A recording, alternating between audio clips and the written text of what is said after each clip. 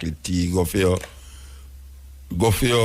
coffee, go for anything where you want, go for where can keep your eye, go for some matching stick for hold up your eyelid.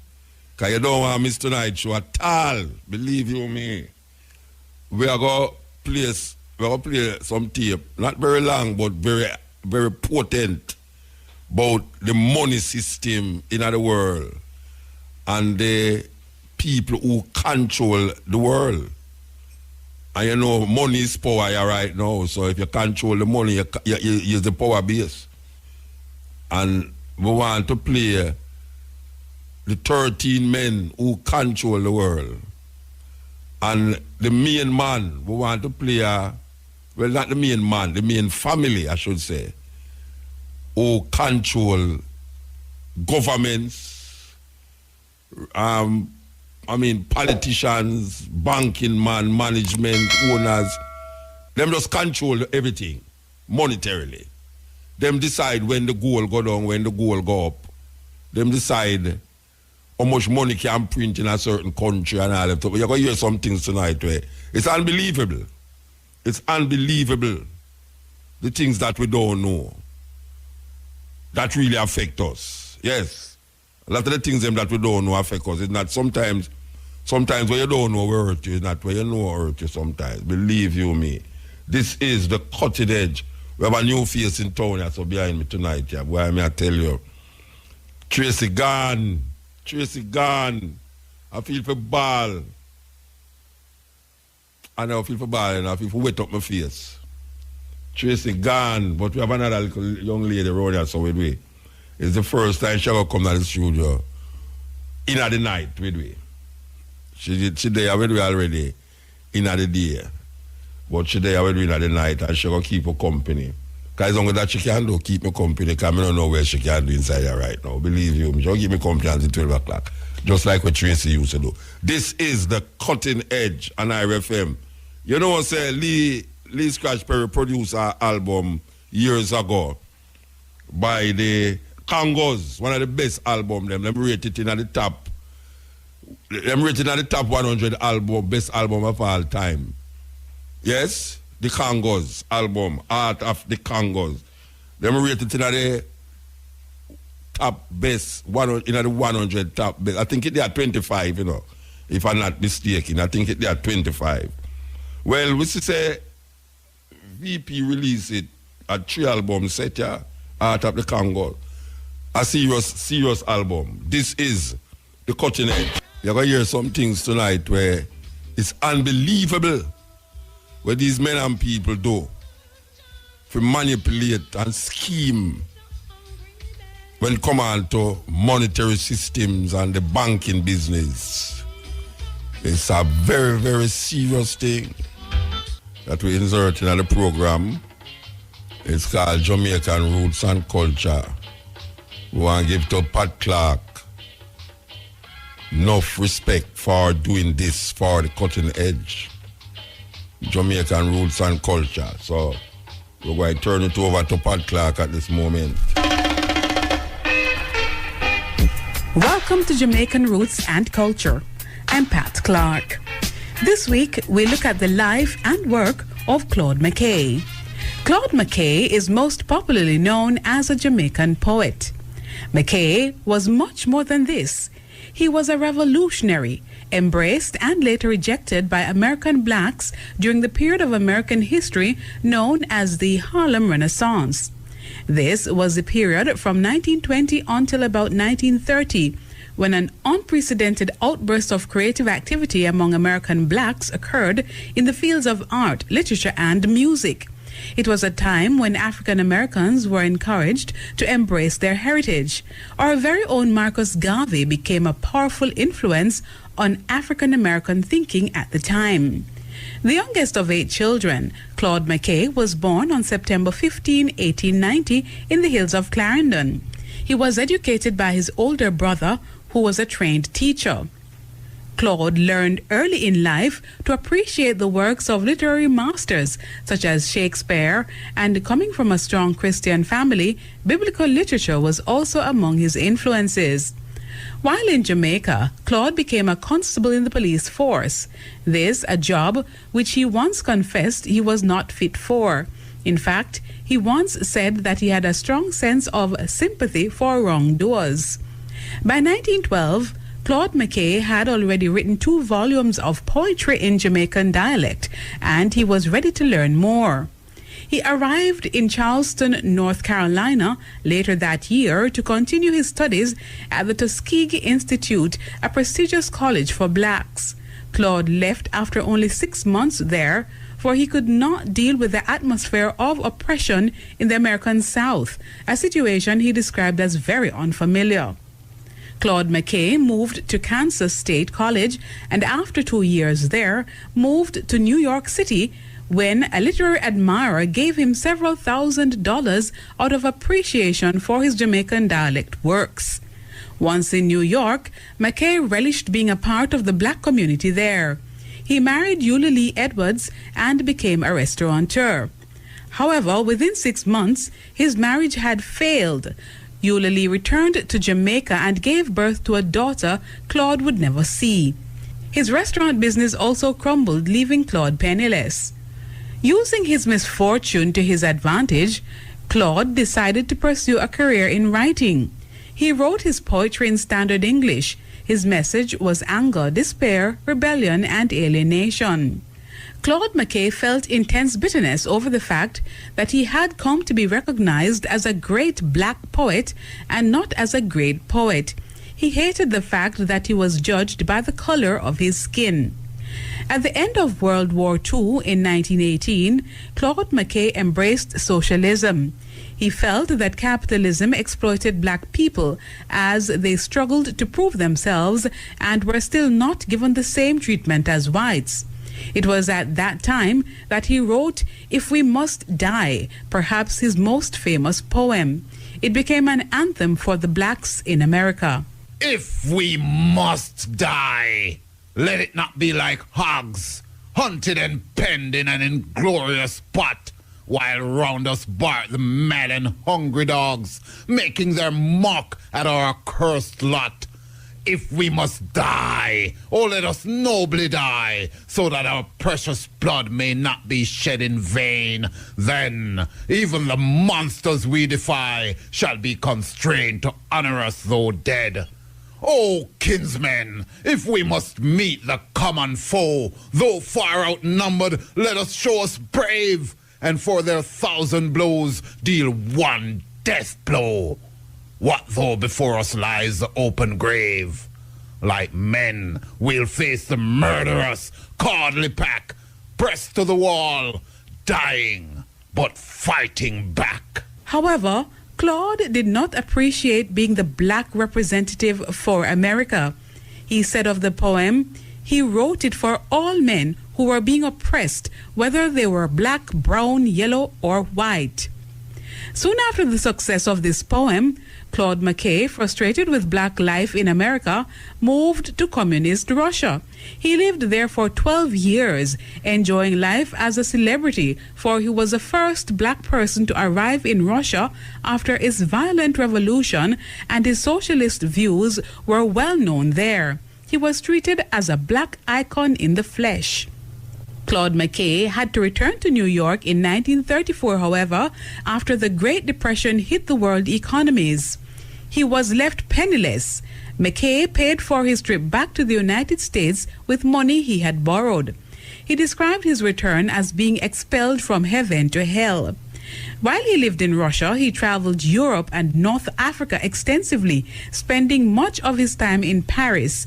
In 1937, he wrote a book about his life and travels titled A Long Way from Home. In it, he questioned the motives of blacks whom he felt used the Harlem Renaissance to advance their social status among whites. He also hoped that blacks would develop their own form of nationalism and not ally with the political parties in the country. Because of this, he was eventually rejected by the Harlem community, who said he was out of touch with reality. So 28 years after his arrival in the U.S., Claude McKay was poor, dejected, and alone.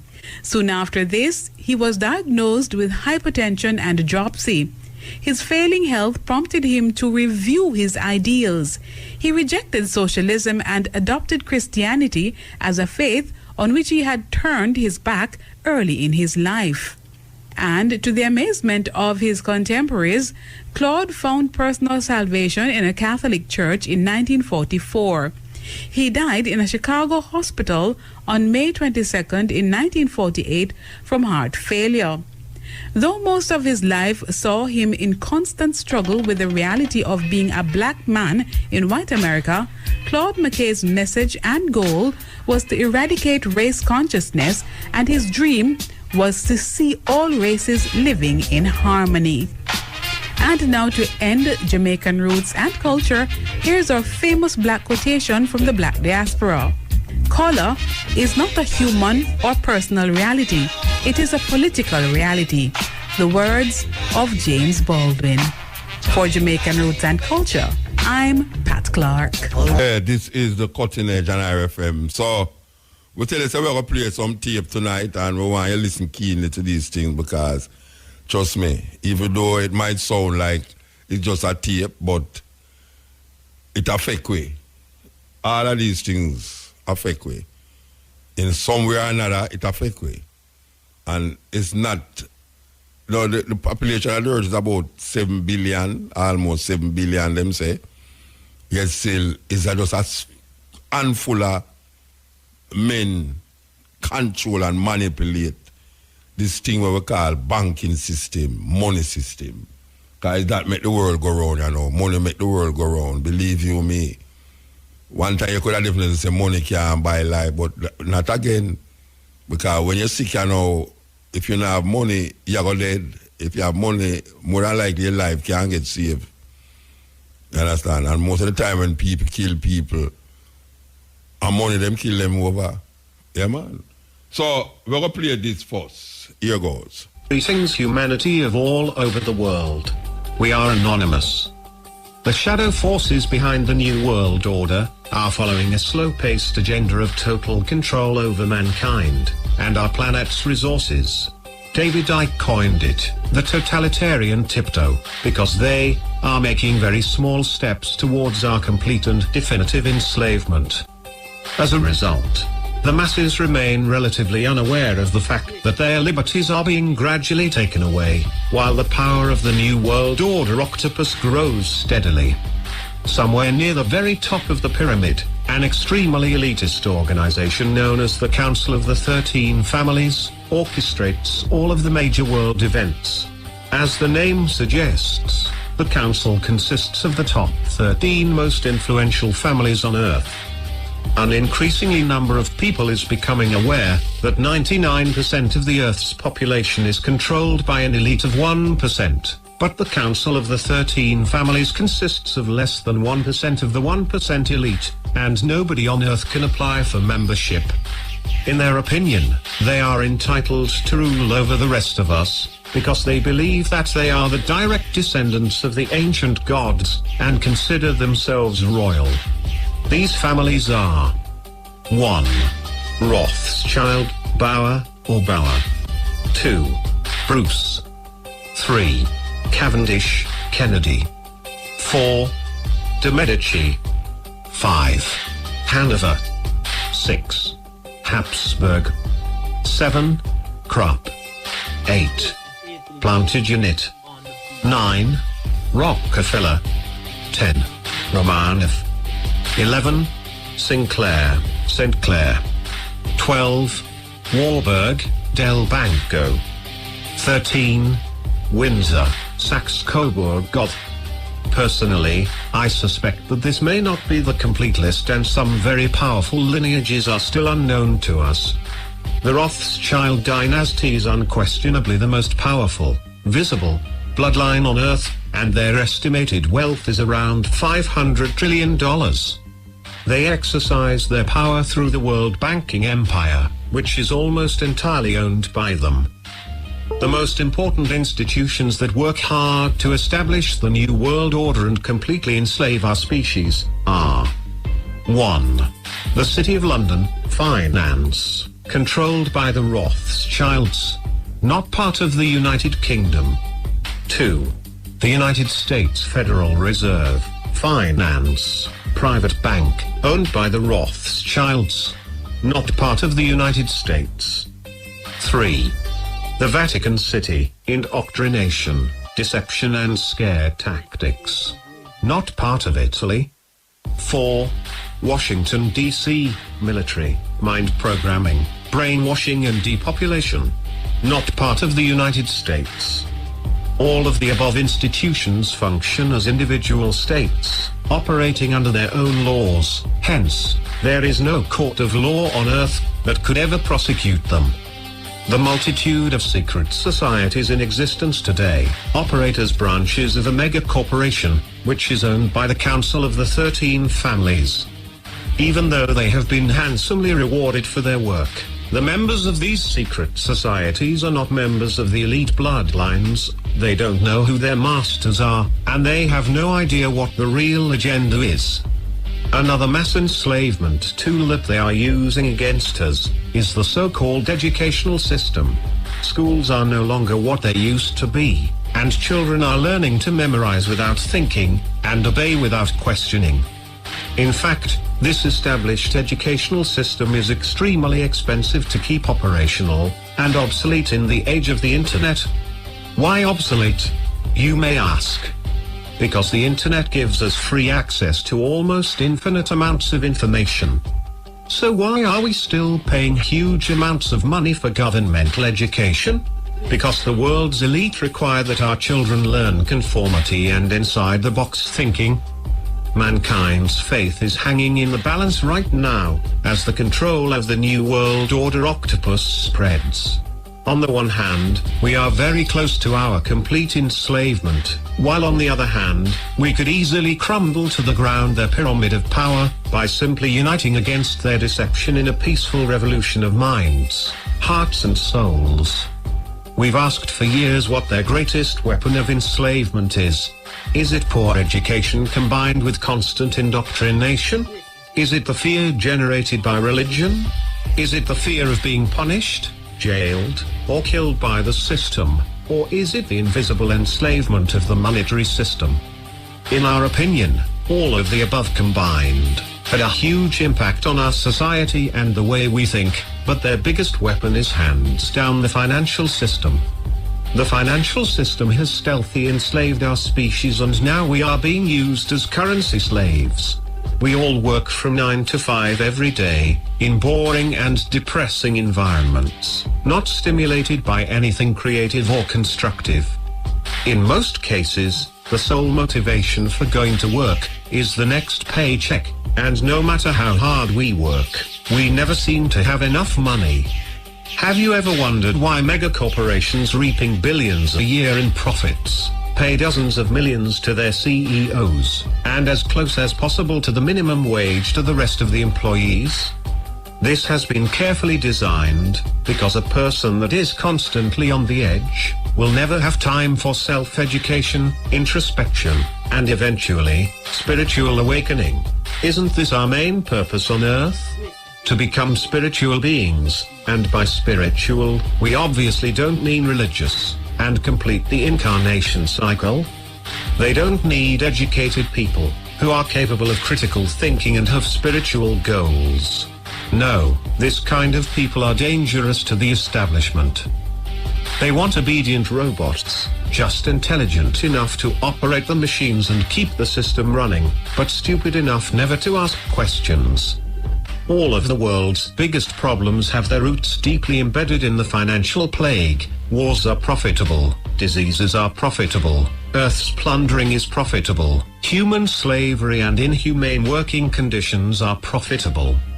Our leaders have been corrupted by money, and mankind's collective mission on Earth has been hijacked by money. So why do we need the financial system in the first place? Actually, we don't need it, at least, not anymore.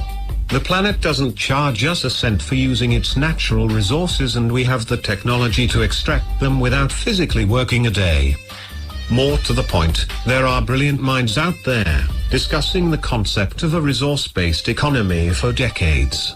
One example is Mr. Jack Fresco, a brilliant industrial designer and social engineer, who spent most of his life designing the future. The cities proposed by Mr. Jack Fresco will be built by autonomous construction robots and will be eco-friendly and self-sustainable, earthquake and fireproof. Other people are already discussing the transition plan towards the economy of the future, where money are no longer required, and all individuals will be offered the best conditions to reach their highest potentials, all for the benefit of our species as a whole.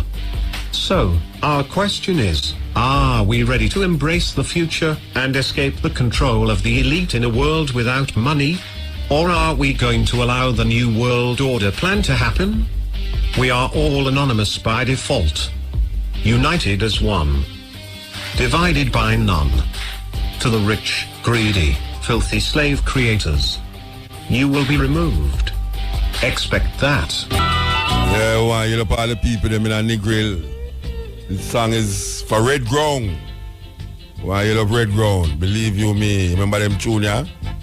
When Negril was the center of the world. Yeah, we just play the 13 family that control the monetary system in the earth. We're going to play the next one momentarily, coming up soon. I tell you, say holiday must around the place. I wish holiday come up here now. And me, we in holiday, them have holiday in me. Must. You can't do it holiday come up here, believe you me. Why you love Sly and Robbie, you know? Yes, why you love Sly and Robbie? Take a look at the role of the Rothschild family, the family said to be the wealthiest in the world.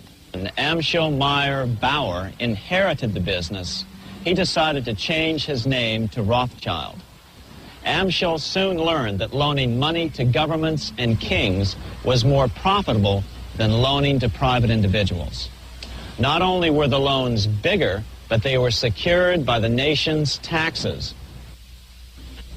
Mayer Rothschild had 5 sons.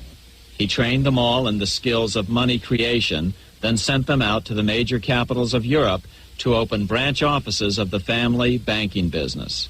His first son, Amschel Meyer, stayed in Frankfurt to mind the hometown bank. His second son, Solomon, was sent to Vienna. His third son, Nathan, was clearly the most clever. He was sent to London at age 21 in 1798, 100 years after the founding of the Bank of England. His fourth son, Karl, went to Naples, and his fifth son, Jacob, went to Paris. Rothschilds soon grew unbelievably wealthy. By the mid-1800s, they dominated all European banking and were certainly the wealthiest family in the world.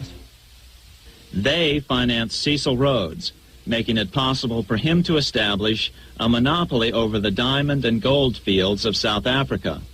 In America, they financed the Harrimans and railroads, the Vanderbilts and railroads and the press, and Carnegie in the steel industry, among many others. In fact, during World War I, J.P. Morgan was thought to be the richest man in America. But after his death, it was discovered that he was actually only a lieutenant of the Rothschilds. By 1850, James Rothschild, the heir of the French branch of the family, was said to be worth 600 million French francs, 150 million more than all the other bankers in France put together. He built this mansion called Ferrier, just east of Paris.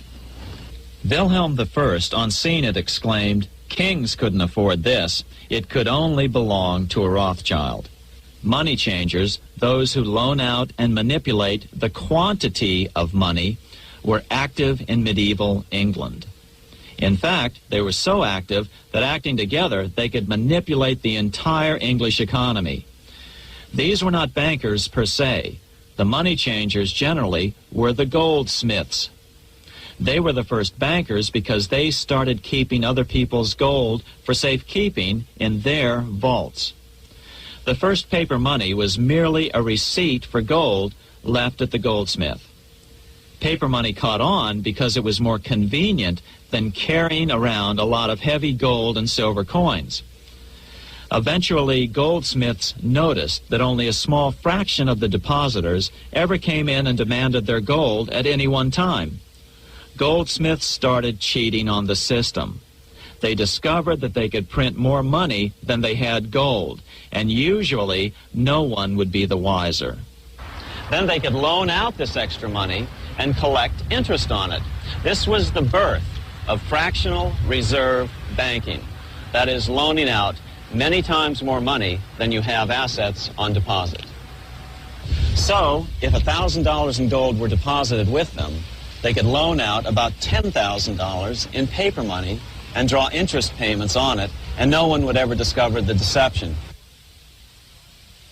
By this means, goldsmiths gradually accumulated more and more wealth and used this wealth to accumulate more and more gold. Today, this practice of loaning out more money than there are reserves is known as fractional reserve banking. Every bank in the United States is allowed to loan out at least 10 times more money than they actually have. That's why they get rich on charging, let's say, 8% interest. It's not really 8% per year, which is their income. It's 80%.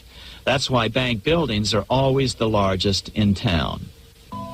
When Queen Mary's sister, Queen Elizabeth I, took the throne, she was determined to regain control over English money.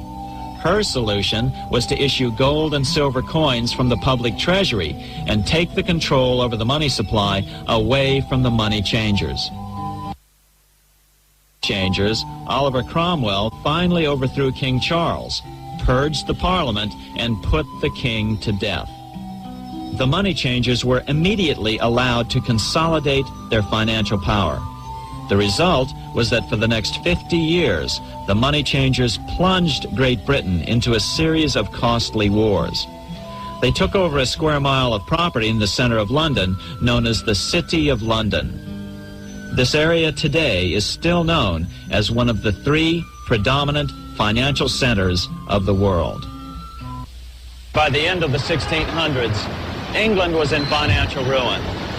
50 years of more or less continuous wars with France and Holland had exhausted her. Frantic government officials met with the money changers to beg for the loans necessary to pursue their political purposes. The price was high. A government-sanctioned, privately owned bank which could issue money created out of nothing. It was to be the modern world's first privately owned central bank, the Bank of England. Although it was deceptively called the Bank of England to make the general population think it was part of the government, it was not. Like any other private corporation, the Bank of England sold shares to get started. The investors, whose names were never revealed, were supposed to put up £1.25 million British pounds in gold coin to buy their shares in the bank. The bank was duly chartered in 1694 and started out in the business of loaning out several times the money it supposedly had in reserves, all at interest. In exchange, the new bank would loan British politicians as much of the new currency as they wanted, as long as they secured the debt by direct taxation of the British people. So, legalization of the Bank of England amounted to nothing less than legal counterfeiting of a national currency for private gain. Unfortunately, nearly every nation now has a privately controlled central bank using the Bank of England as the basic model. Such is the power of these central banks that they soon take total control over a nation's economy. It soon amounts to nothing but a plutocracy ruled by the rich. The central bank scam is really a hidden tax. The nation sells bonds to the central bank to pay for things it does not have the political will to raise taxes to pay for. But the bonds are purchased with money the central bank creates out of nothing. More money in circulation makes your money worth less. The government gets as much money as it needs, and the people pay for it in inflation. The beauty of the plan is that not one person in 1,000 can figure it out because it's usually hidden behind complex-sounding economics gibberish. In 1790, less than 3 years after the Constitution had been signed, the money changers struck again. the newly appointed first Secretary of the Treasury, Alexander Hamilton, proposed a bill to the Congress calling for a new privately owned central bank. Coincidentally, that was the very year that Amschel Rothschild made his pronouncement from his flagship bank in Frankfurt. Let me issue and control a nation's money, and I care not who writes the laws. After a year of intense debate, in 1791, Congress passed the bill and gave it a 20-year charter. The new bank was to be called the First Bank of the United States, or BUS. The bank was given a monopoly on printing U.S. currency, even though 80% of its stock would be held by private investors. The other 20% would be purchased by the U.S. government. Like the Bank of England, the name of the Bank of the United States was deliberately chosen to hide the fact that it was privately controlled. And like the Bank of England, the names of the investors in the bank were never revealed. Many years later, it was a common saying that the Rothschilds were the power behind the old Bank of the United States.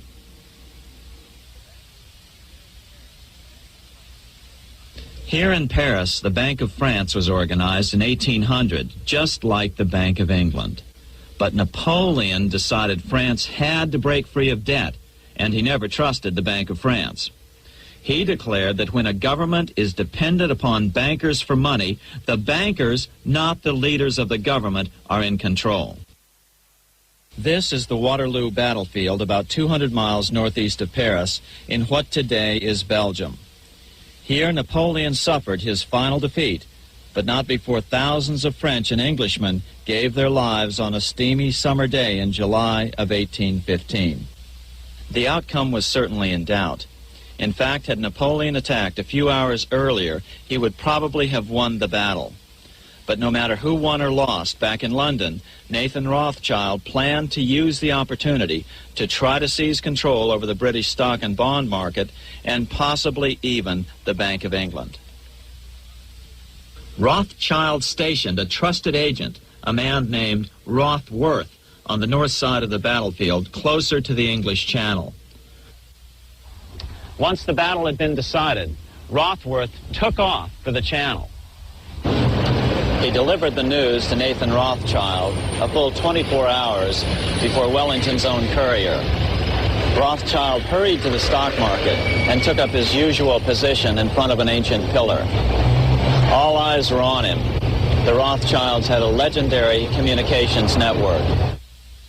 If Wellington had been defeated and Napoleon was loose on the continent again, Britain's financial situation would become grave indeed. Rothschild looked saddened. He stood there motionless, eyes downcast. Then suddenly he began selling.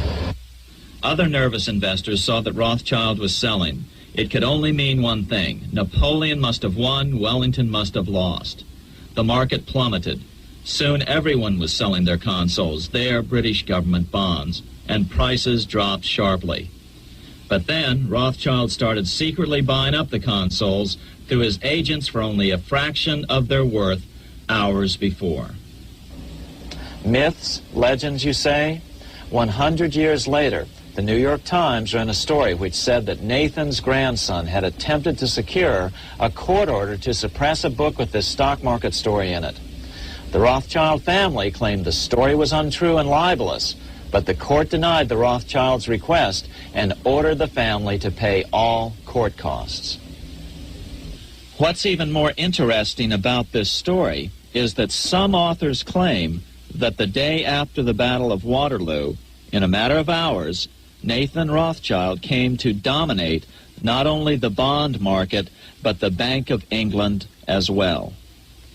Whether or not the Rothschild family seized control of the Bank of England, the first privately owned central bank in a major European nation and the wealthiest, one thing is certain. By the mid-1800s, the Rothschilds were the richest family in the world, bar none. They dominated the new government bond markets and branched into other banks and industrial concerns. In fact, the rest of the 19th century was known as the Age of the Rothschilds. Despite this overwhelming wealth, the family has generally cultivated an aura of invisibility. Although the family controls scores of industrial, commercial, mining, and tourist corporations, only a handful bear the Rothschild name. By the end of the 19th century, one expert estimated that the Rothschild family controlled half the wealth of the world. Whatever the extent of their vast wealth, it is reasonable to assume that their percentage of the world's wealth has increased since then. But since the turn of the century, the Rothschilds have cultivated the notion that their power has somehow waned even as their wealth increases. Just 1 year after Waterloo and Rothschild's alleged takeover of the Bank of England, the American Congress passed a bill permitting yet another privately owned central bank. This bank was called the Second Bank of the United States. Just as before, the primary stockholders remained a secret. But it is known that the largest block of shares, about 1/3 of the total, were sold to foreigners. As one observer put it, it is certainly no exaggeration to say that the Second Bank of the United States was rooted as deeply in Britain as it was in America. So, by 1816, some authors claim the Rothschilds had taken control over the Bank of England and backed a new, privately owned central bank in America as well. During the early 1900s, men like J.P. Morgan led the charge. One final panic would be necessary to focus the nation's attention on the supposed need for a central bank. The rationale was that only a central bank can prevent bank failures. Morgan was clearly the most powerful banker in America and a suspected agent for the Rothschilds. Morgan had helped finance John D. Rockefeller's Standard Oil empire.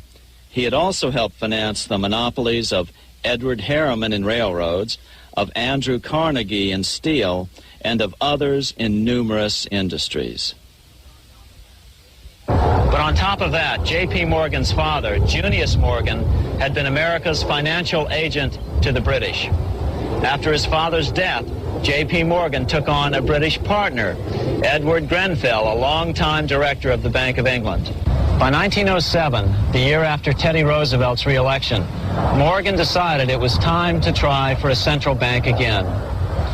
Using their combined financial muscle, Morgan and his friends were secretly able to crash the stock market.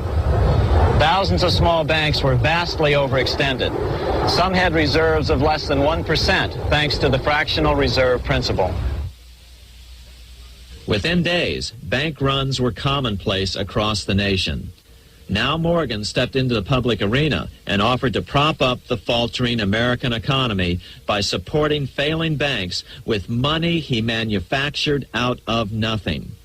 It was an outrageous proposal, far worse than even fractional reserve banking, but Congress let him do it. His plan worked. Soon, the public regained confidence in money in general and quit hoarding their currency. But as a result, banking power was further consolidated into the hands of a few large banks. By 1908, the panic was over, and Morgan was hailed as a hero by the president of Princeton University, a man by the name of Woodrow Wilson. The money changers had been able to create a series of booms and busts. The purpose was not only to fleece the American public of their property, but to later claim that the banking system was basically so unstable that it had to be consolidated into a central bank once again.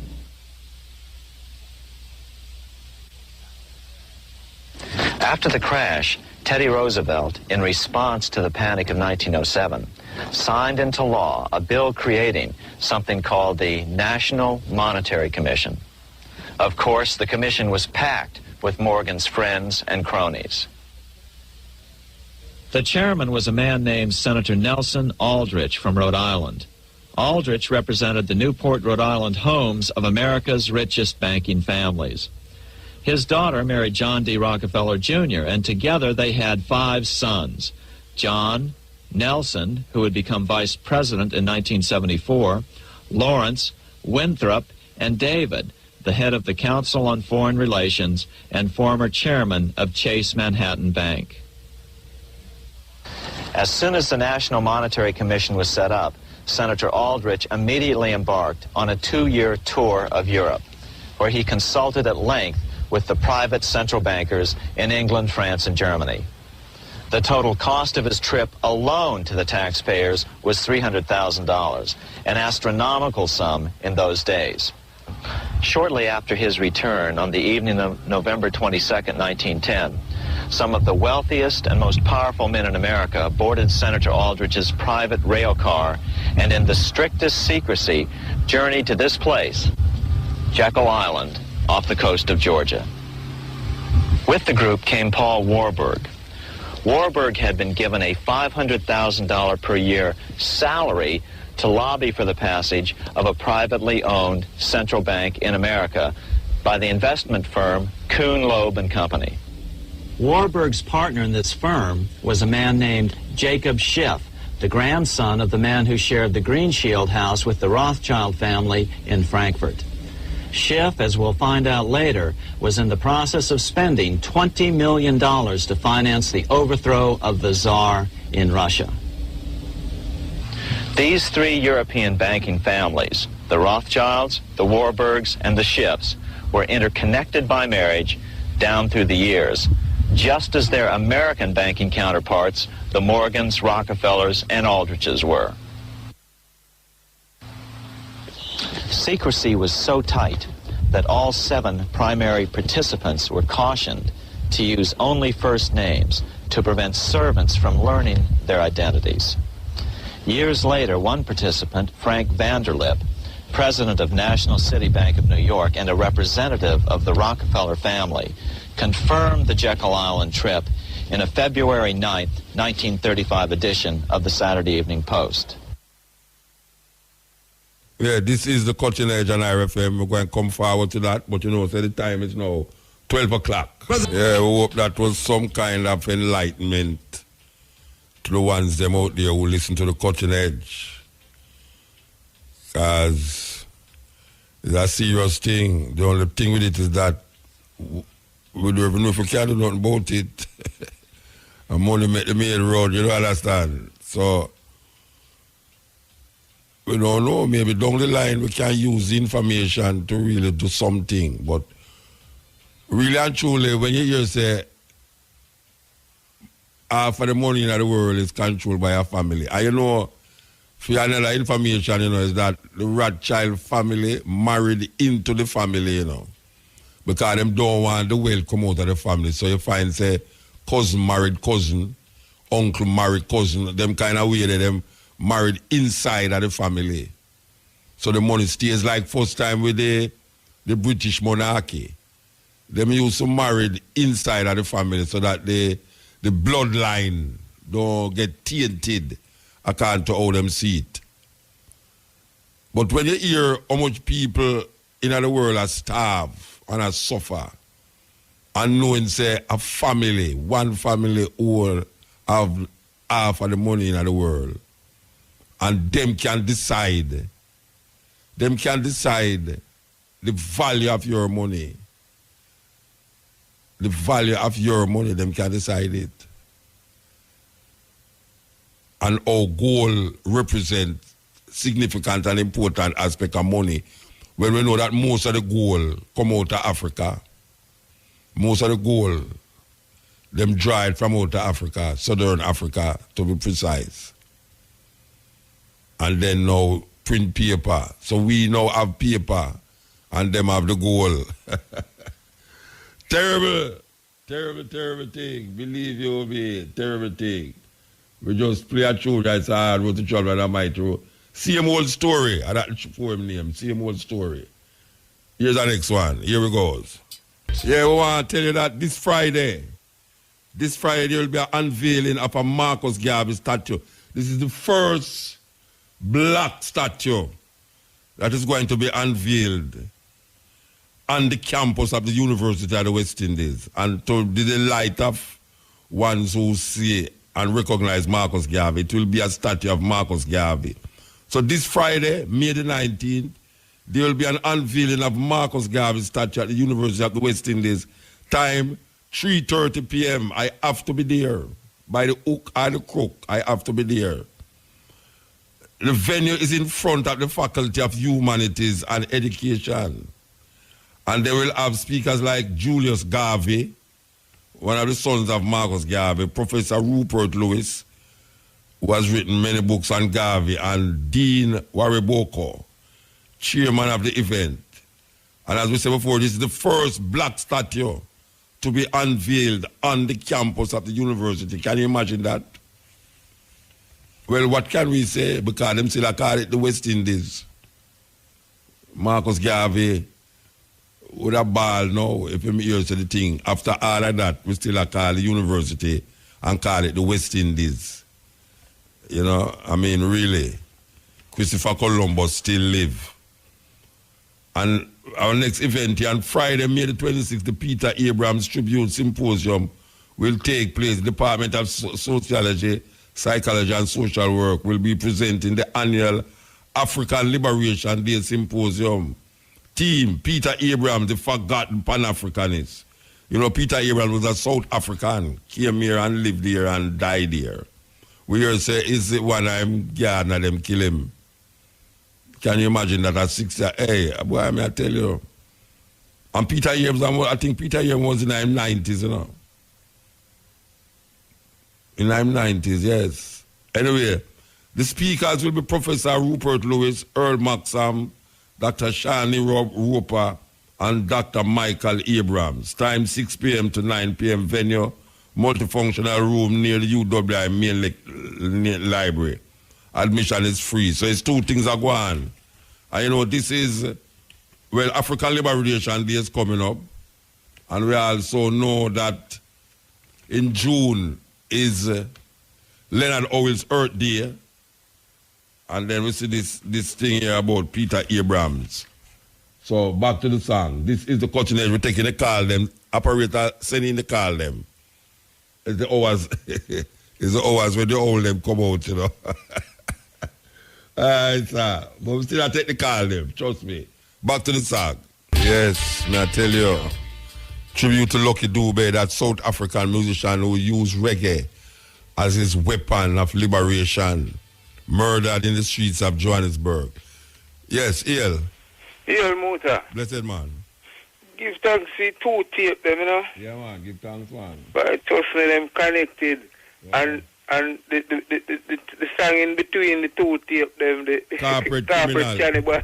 By Grace Jones, Sly and Robbie there behind there, yes. But I tell you, when me hear you introduce the song, you know, pick up say that, but I never remember the Corporate before the Cannibal. I just shout out Cannibal in my mind, you know. Corporate criminals, corporate cannibals, yes, man. I see. All right, you see the first tape, it mentioned something about internet. 13 family, the internet? Yes, it's something about internet no, in terms of this control. Time, no, I'm saying at the time, these things have information. No matter what the internet has information. Okay.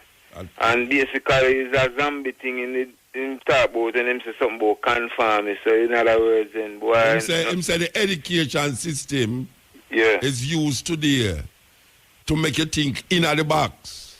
Yes, so you just go along with it. But you just go along with everything without thinking, without any rocking the boat or anything. You know, if you notice how the earth are going now with the youth them, we go at school. Them go at school to maintain the system.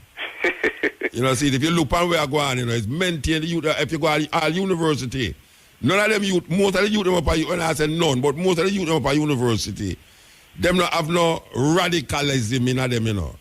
Yeah. Them just it's like zombie. Them just do the work for pass them exam, for go look at job, for go get some money, and just live over about the same madness and craziness where the other people them they develop for control them. And as we say, the music with Lucky Dube, them youth you know where I say them a scholar.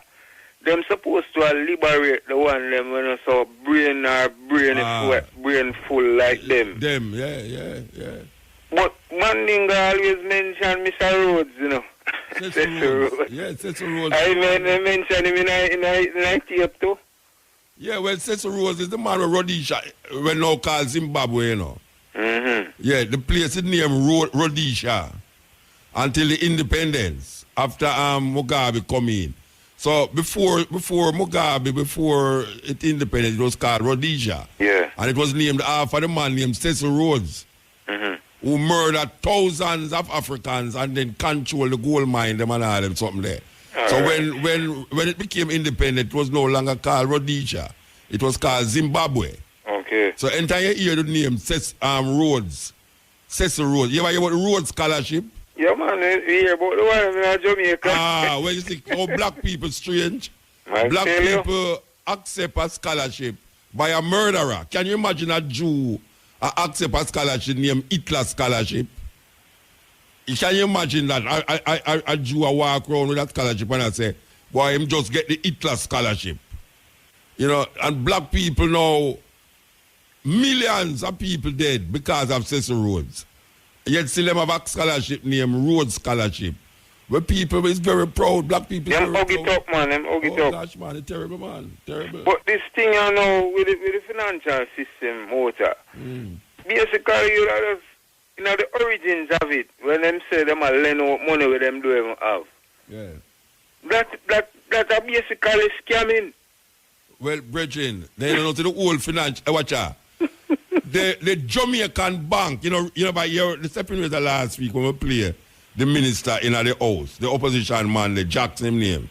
We are talking about say Banking fee them. the bank was dormant accounts. You left $3,000 in your account. And because you don't go back for the $3,000, them keep drawing money till you don't have no money at the bank. And not only that now. If you decide you're going to put money in there, you know what them do? Them deduct more money because them say them did have the account there and do something with him, no knows what. And the man come out and realize, but wait there, this thing is illegal. The bank not supposed to do that. It's illegal, and what they must do, him say go and get lawyer now to deal with it, and they must give back the people their money.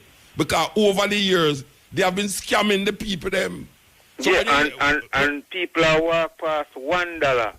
And you see how important the $1 is to them in the bank. I hear the man talk about even 8% in the tape. Become 80%. I hear. So when you are looking at $1, they don't know say $1 million starts with $1.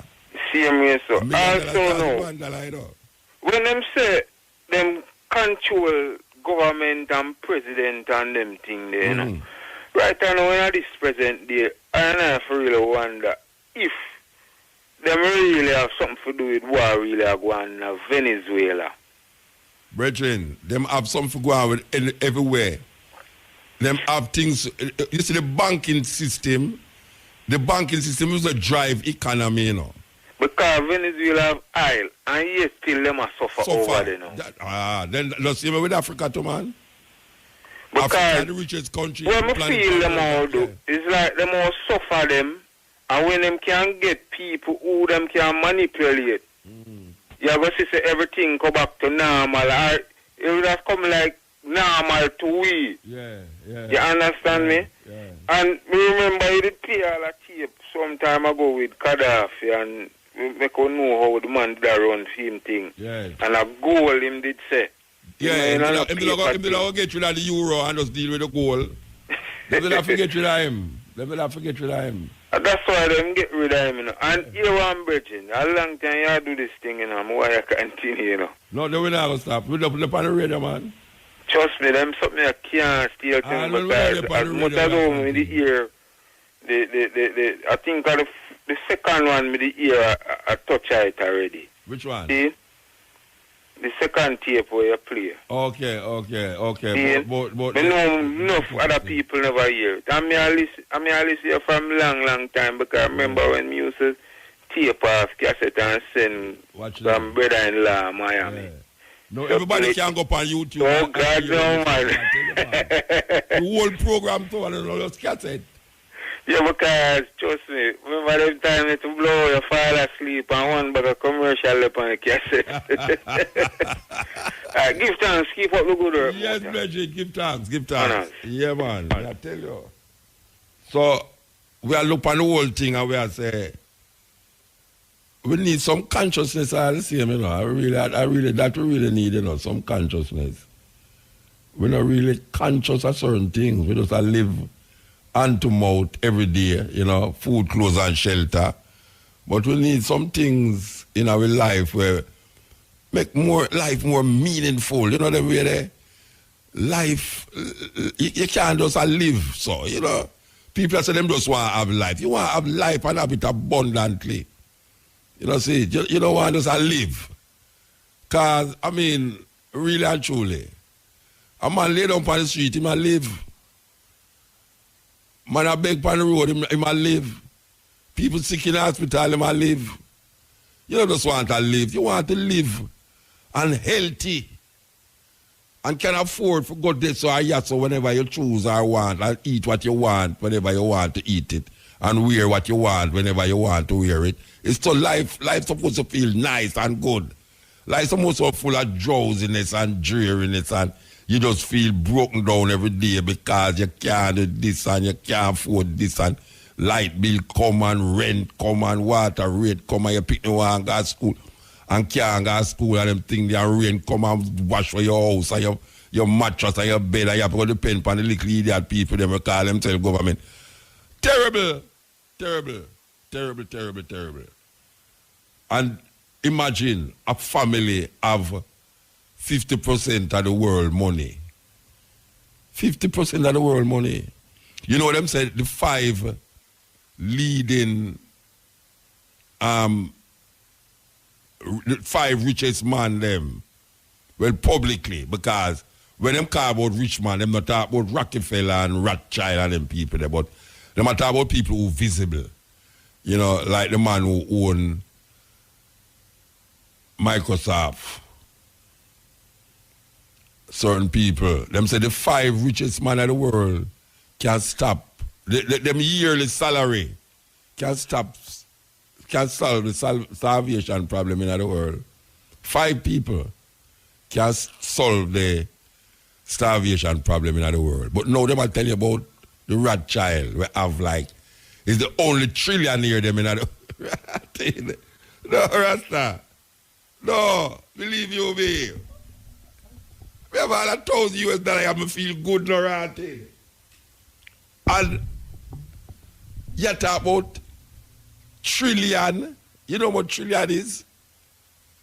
And you don't only have 1 trillion, you have all $100 trillion at your disposal. Brethren, no. Well, I tell you, Jack can't say the world no level. You know level for true. Believe you me. Yes, Ill. Ill Muta. Blessed man. Boy, you do some real work, Muta. I have not listened to the program in a long time, and it's like our time warp. I come and I listen tonight, and it's like in the 90s, me the same way. It's a great thing. We make you never listen. Boy, kind of different thing, Muta. School life, the whole work. You go to bed early, kind of the same thing as I talk about. You don't find a treadmill. So may I ask you a question now. Tonight, I'm afraid you stand out in the house afraid why you get no, funny enough, no. No, Muta, not like that. Not like that at all. It's just a vibes, a vibration. I'm saying, no, I'm on zoning. So I'm zoning from my phone. Yeah. I'm just pick up and it's tremendous, man. I worry about emotion just rush over me because enough knowledge you give me, Muta. Tremendous amount. Yeah, and you plant all a seed for me to whole heap of research and open my mind to a whole heap of thing. Go ahead. Eh? Yeah, man. So no, that's give thanks. Yes, absolutely, Muta. And, you know, we really appreciate the work tremendously. I thought that from the bottom of my heart. So let me say a thing now, Muta. Yeah.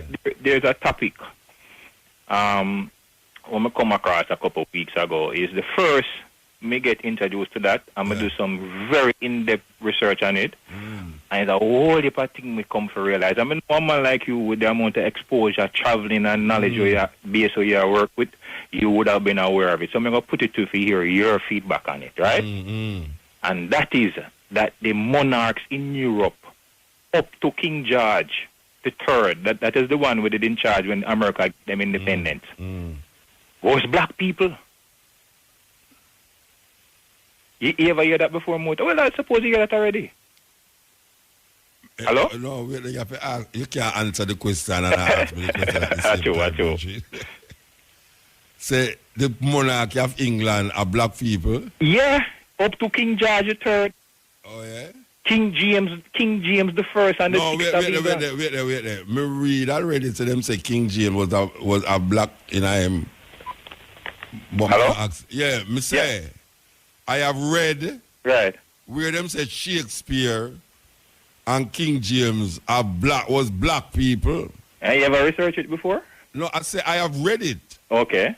but I don't give credence to it based upon England history, Yes. the British history. I don't give credence to it that King James and Shakespeare. As a matter of fact, I told a sister that I didn't accept it as legitimate news, and she was vexed with me. All right. Can I say something to you, Nuta? Yeah. I came across a book, which is an eminent book used in Cambridge, and I'm going to put it to you, and I know you're a man going to follow up on it. A book that is a book, used at the Cambridge University in courses, in programs. Yeah.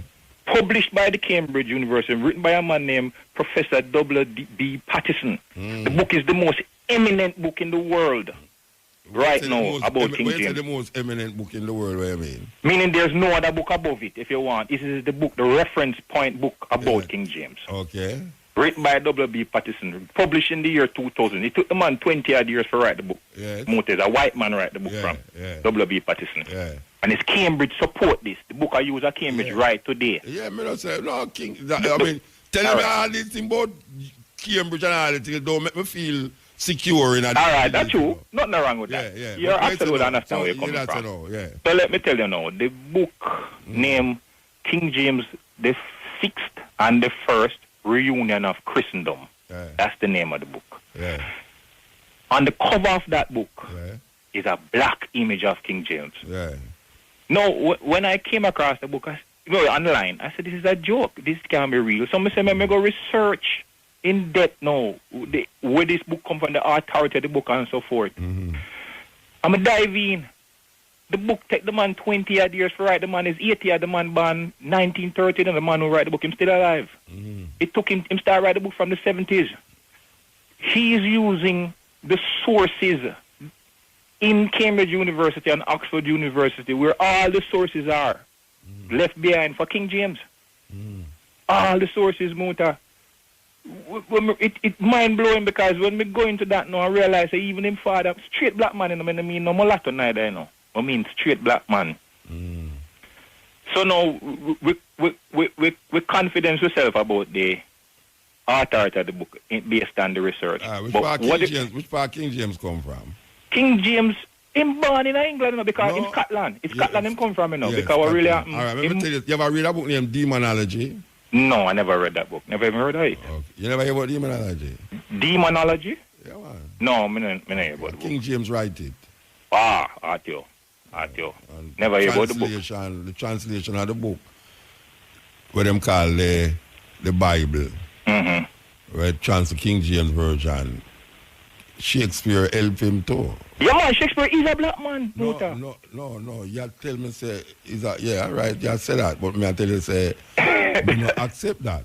But hold on, wait, no, me I tell you say, a sister, tell me that. I'm gonna read that to you know. Me I tell you say, me read that you know. Mota. Me read that. Mota. What me say to you, Mota, is what has convinced me, Yeah, it's because Cambridge and Oxford. No, it's not because of Cambridge and Oxford. Because say your truth not come through one source, If you're a man and read enough different things and take history serious, you start, because you read so broad, you're able to match things because you're booking up different things at different areas. I watched the documentary and I saved, I bookmarked that on my phone, What BBC make about the King James Bible, Yeah. I'm going to show you the people them slick, The people them show you enough image and that the book, the story them I give you, the history is seem to be correct, because them tell you say a 54-man King James get to put together, him split them across 3 universities, Oxford, Cambridge, and the next university, and him divide them into 2. They had something like 14 tests each book of a pass when they translate before it confirm say yes, this correct. So the documentary was very informative. But what was very interesting about the documentary, Mota, is as I watched that documentary and I go down, the documentary is like about an hour and a half, and I go down into the documentary, the narrator is going different places in London. You know these documentaries work. And him go one place now and him talk about King James. and him open a book. And they said the image up on the front of the book, and I tell you about, I see him. But hear him skillful now. Him open the book, the camera go over it, and then him say, and up there you have an image of King James, feeding blah, blah, blah. And I say, look at that. The man opened the book with the black image, you know. The camera just go over it, and then him start out with a statue. All right, so let me ask you a question. The image of Jesus, where we have, you know any university, barring none, where that image is not in where them tell you say this. The white one, where I see? Yeah, the white one, of course. No, my puppy show thing that. No, wait. Yeah.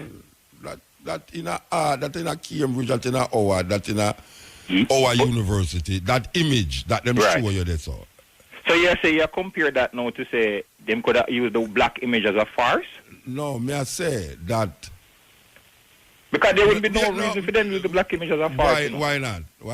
Because then if them you use the white image as a farce. Then them use the white image as a farce. Listen, what may I say to you? No, them use the white image as a farce. That may I say. Because they want you to believe that the white is what it is. Okay, so they don't want to believe this the King man black. will confuse the world. This man will confuse the world now. Who was one of the where him and Shakespeare did have a relationship. Mota, stop for a moment. No, stop for a moment. Don't you mess in the motor. Just give me a second, man. Let me just express this. Please, no, Mota. but Let me listen just to what you that say. So me can't hear, because there's something about when me think about the man. Sure, you can. Sorry. Yeah. Go ahead. Historically, based upon of when me read. Right. Because I read where you read, you know. Hold on, you're assuming that, but go ahead. Because me read say King James and Shakespeare was a black person. Right. Then you don't read that too. But what I'm saying is... No, me ask if you read that. Yeah. All right. So me I tell you now, say, me read other things too. All right. And I read other things too. And the other things, it more convinced me, say him wasn't black. All right. Yeah. Can I make a point, Mota? Yeah. The point I make is, with the white Jesus, and my thinking was that black man run the world up to a point.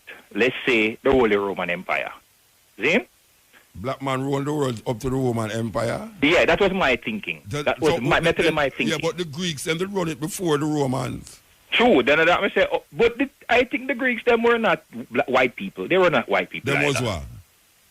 They were coming from the Phoenicians and all of that. No, don't tell me what them was. Black people, man. Black the people. From the white, them most black. From Pluto, the white, them black. Vietnam, man. The Chinese are what?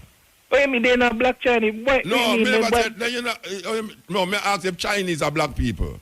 No, listen. We could define what we are talking about. All right. We are talking about African and we are talking about European. And that we are talking about American. No, man. Take time with me, man. Take time with me. Take time with me, man. Because you tell me now the Greeks are black people. Yeah, man. All right. So the Greeks are black people. So you talk about now Alexander was a black man. Of course. Pluto was a black man. Of course. Socrates was a black man. All right, sir. Socrates was a black man, but this is what I show you now. So may I bring some thinking. Josephus was a black man too. Oh?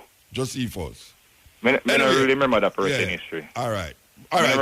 So all of them people. So who was black in our history now? Who was black? Who was white? All right, so hold on now. If everybody what you are talking about was black, who was white? So hold on now, Muta, man. Hold on, man. Yeah, but you can't take people all wait for the thing. All right, let me do it fast. Let me just do me I say fast. What may I say to you is that in my research, the roots start because I confirm, I try to realize if King James black. But confirm that. But what the research starts to lead me to realize, because if King James black, I start to find out who I'm mother, who I'm father, and who the throne come down to. Then I go France. I realize that the Stuart house of Stuart. Because the word Stuart, it means black, is a Nordic word. Maurice mean black too. German. Maurice mean black too. All right, there you go. And Moore mean black too. All right. So what may I say to you? And Kemet mean black too. Yeah, man. What may I say to you really is that in my research, I have come to the realization that the monarchs in Europe were black people. The Habsburg Empire, all of Germany, Austria. The emperor was black. The French, the Caesar was black. I mean, Julius Caesar was black. Mark Antony was black. That is what you Constantine from 325 AD when the canonization of the Bible happened. So we say Constantine was black too? Of course. So tell me, who was white in them time? Well, this is the question we keep asking, where white people come from. No, wait, no, then, you have tried to figure out and a white in history and black in history, no. No, because And I'm not sure you say. So what we are doing, No, it's an opposite thing we are doing now. We are say, since them did say everything did white, no, we are going to say everything black. No, that's not So the point. The what point is the I'm point? make to you is that you can go research it yourself. I am saying No, to but you, Bridget, I tell you, the thing that you are telling me about, me read them already. you read the King Yeah. James the First and the Sixth reunion of Christendom. No, listen to me now. Listen to what I say now. Trust me. No, man, no fee me a Yeah, force listen nothing to me, paying no yeah, more. listen to Me me, not force nothing paying. Wait, yeah, but you can't afford on. Yeah, listen to me, you not listen to me. Me I listen to you. All right, me I said to you now. You see the things them where you tell me about King James? Right. Me read that already. All right. Right, all right. No, you don't no, read the book after that. But go ahead. yeah, You no, read no, right. but when the matter about King James as a black man. All right. Me read that. Me read that in our history already. All right, so me Right. ask you a question now. Right. If the Greeks was black, Right. King James, Shakespeare, Right. all the European monarchs was black. Right. Tell me who in our history was white? Well, that's what I'm trying to tell you. No, you The never have no white white people people in them our come history. from somewhere. Them come from somewhere. So more than come disrupt Alexander the Greek was black. Pluto was black. Homer was black. Socrates was black. Tell me who in our history was white? Who? Yeah, who in our history where you know was white? What I believe was white person historically. Yeah, who you think in our history was white? None of the nobilities that we're talking about. Some other people on the road wait, are Bridget, commoners. don't answer me with a negative. Me These never are ask you- negative commoners. I don't know. None of the monarchs. wait, Bridget, listen to me. I never asked you who. I never asked you who wasn't white, you know. Yeah, I tell me who was white. And I'm trying to tell you, the commoners, not the nobility of Europe, Who were white. I don't know the name, Muta. So no white people did involve in a nothing what is great then. No. That's what I say. No, you are saying things. No, You me are ask saying some you. things and I said, me I say. Me ask you. Me ask you. No, what I'm if saying, you think they didn't have any great white people during them time there? Listen, what I'm Or saying, any popular white person? What I'm saying is- Me ask you a question. and I'm answering the Did question, you but you're not have- allowing me to answer Did it. you have keep any- cutting me off. All right, tell me. What You you keep say? cutting me off. What I'm saying Yeah, to you yeah. is that my research Yes. was trying to find out about particular set of people. Yeah. So that question that you're asking me, I cannot answer You it. can't answer that. No. So now you make a research about all the nobles in Europe was black. Right. King James was black. Definitely. The Greeks was black. Yes. Alexander was black. Socrates Of course. was black. But then now you don't make no counter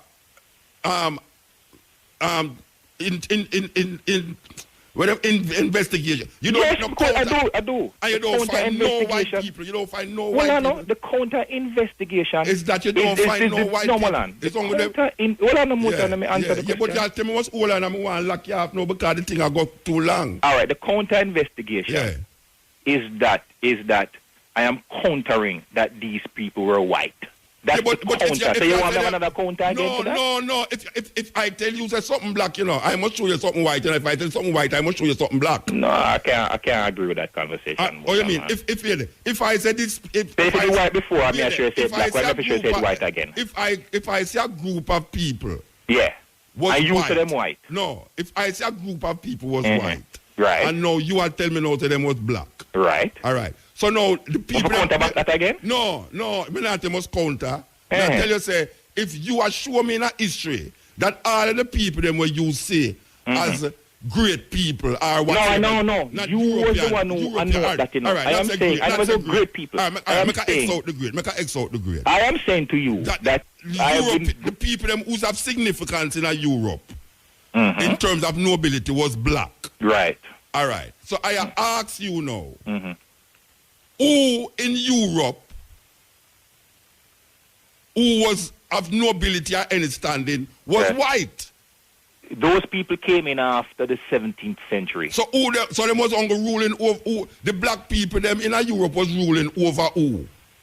They were ruling over a mixed society. But you They were just moving said, over a but mixed you society. just tell me say. No, they were moving over All a right, we mixed have to society move, Reggie. mainly We have to dominated move. by black We people. have to move. We have to move. We have to move. Well, Muta, No, we have to move. it's We have to move. unfortunate, but me understand. We're only but- Talking to that Virgin there a while ago. You know, they have a market up at Barbican where my lady sell every other Saturday. And a brethren come up there. I'm a brethren, you know. And him come up there and have me in a conversation, you know, for sure me say, Mota, I'm going to prove now, say the world flat, you know. And next brethren, come to me and say, brethren, Mota, why you tell the people them say, a one sun a show up on the earth? A two sun them have and two moon. No, two moon, sorry. Him say a two moon. Mr. Brethren, a two moon. Him say, yes, a two moon. The moon where we are say, yes, so it's not the same moon the people them in America or in the other part of the world I say. So a two moon. And him argument is so convincing that if you're not a thinker, you'd have say, Brethren, you know, say, a true attack, the world really flat, or it was two different people me I talk about. The world really flat, or really and truly a two moon you have, you know, upon the earth you have, in the earth. It's like a thinking where the people them in a Christendom and old times did actually believe, say, the earth, the sun revolve round the earth. And them they actually believe, say, the sun, the star are going to fall upon the earth according to what the Bible say. Because the Bible tells us that the stars are going to fall from heaven, you know, upon the earth. And we know, say, the nearest star to the earth is the sun. And the sun, if it ever gets any little closer, it just burn up. So the star, them what we see, we're far than the sun. We have more heat than the sun. The only reason why we now feel them is because them they far. If them never come near like the sun, no earth wouldn't be there. And because man never understand the sun and its relationship to the earth, him worship the sun. The sun is the first emblem of worship when man start to worship in the sky. Because him realize that the sun is the source of all the energy. So you have arguments, very convincing, about the earth, the sun, if the earth flat, because you couldn't tell people in them time that the earth never flat. And furthermore now,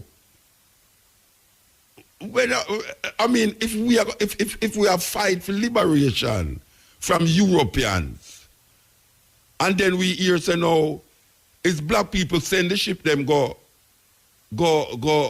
Africa for take black people out tight. Because him said the nobility of Europe was black people.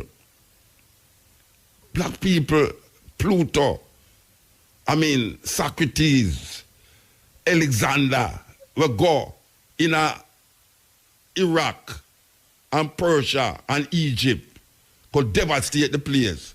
The Greeks, them actually name,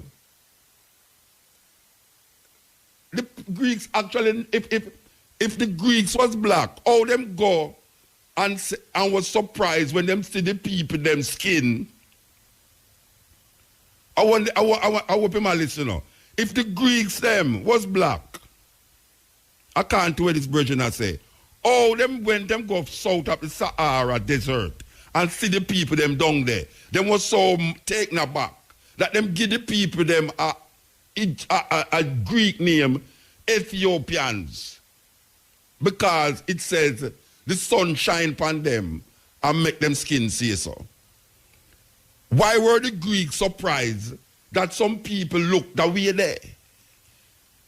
So them started to call them black people or Ethiopians. Ethiopia wasn't like the place where we are called Ethiopia now. Ethiopia was the south of the Sahara. That means that all the countries south of the Sahara was called Ethiopia. I don't even know how to pronounce it right. I think it starts with an A-E. A-E, Thiopia, Ethiopia. Land of the burnt faces. That is what it means. Land of the burnt faces. Now, if this place was given the name Ethiopia, land of the burnt faces, because them say the sun causes the people them to look so. Them never ever understand that it's the sun neither. But is the sun called the place them, the people them for look so? Or would they be surprised? What is it in Europe that could give these people the color that them could have called the other people, them Ethiopians? I mean, if you tell me, say, black people go to Europe and mix up with white people just like now, because we know of black people going to Europe and mix up with white people. But to tell me outrightly now, say I must accept the reversal that all the Greeks were black. All the nobles of Europe were black. King James was black. Shakespeare was black. Socrates was black. Homer was black. Alexander was black. Man, I don't care if they're in Oxford University.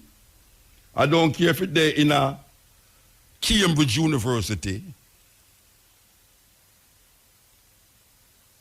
And furthermore, what does that mean now? What does that mean?